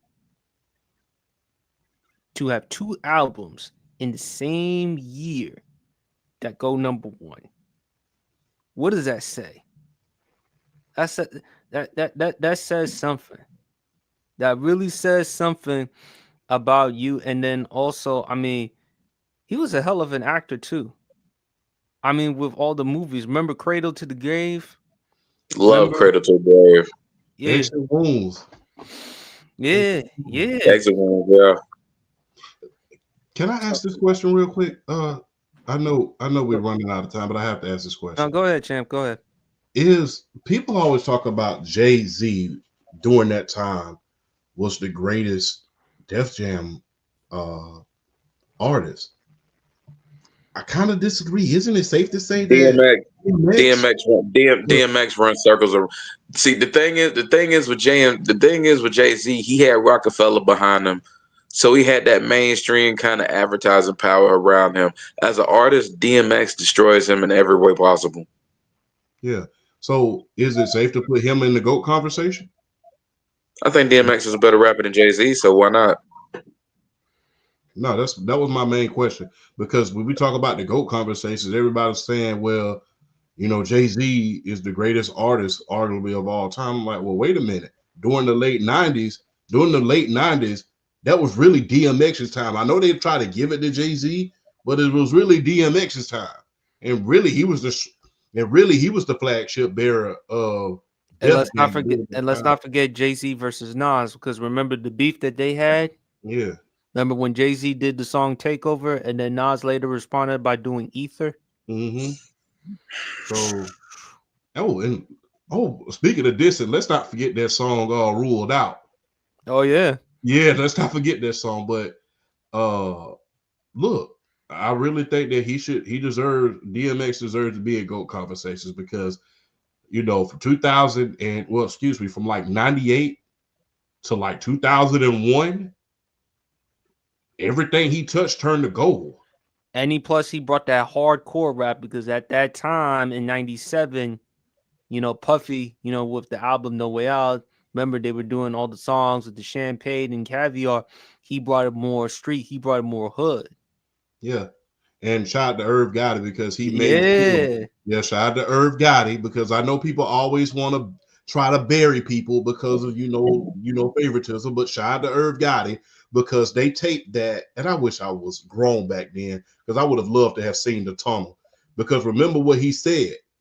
To your point, PSP, he was taking it back to the street, and that's exactly what he said at the beginning of the Get At Me Dog. You know what Get he at said? me, dog. Yeah. Boom, boom. Everybody was walking into the song. He was on the stage. Let's take it back to the streets. Blank, blank. And then it was just like, oh, and then he hit the beat that doing it. I was like, oh, okay. So big shout out to Irv Gotti for understanding talent, man. I mean, that was big. But like I said, it's safe to put him in GOAT conversations because I believe, from 97 to 2001, DMX was ruling the charts. And he was running circles around those guys. The three main flagship bearers of Def Jam at that point was Ja Rule, DMX, and Jay-Z. And he was running circles around both of them. Yeah. Well, I got one more. I got one more real quick before we leave the L. And I'm glad I thought about this. Go ahead. One more DMX track. One of the greatest samples in the history of hip hop. You cannot talk about DMX songs without talking about "Ain't No Sunshine." Mm-hmm.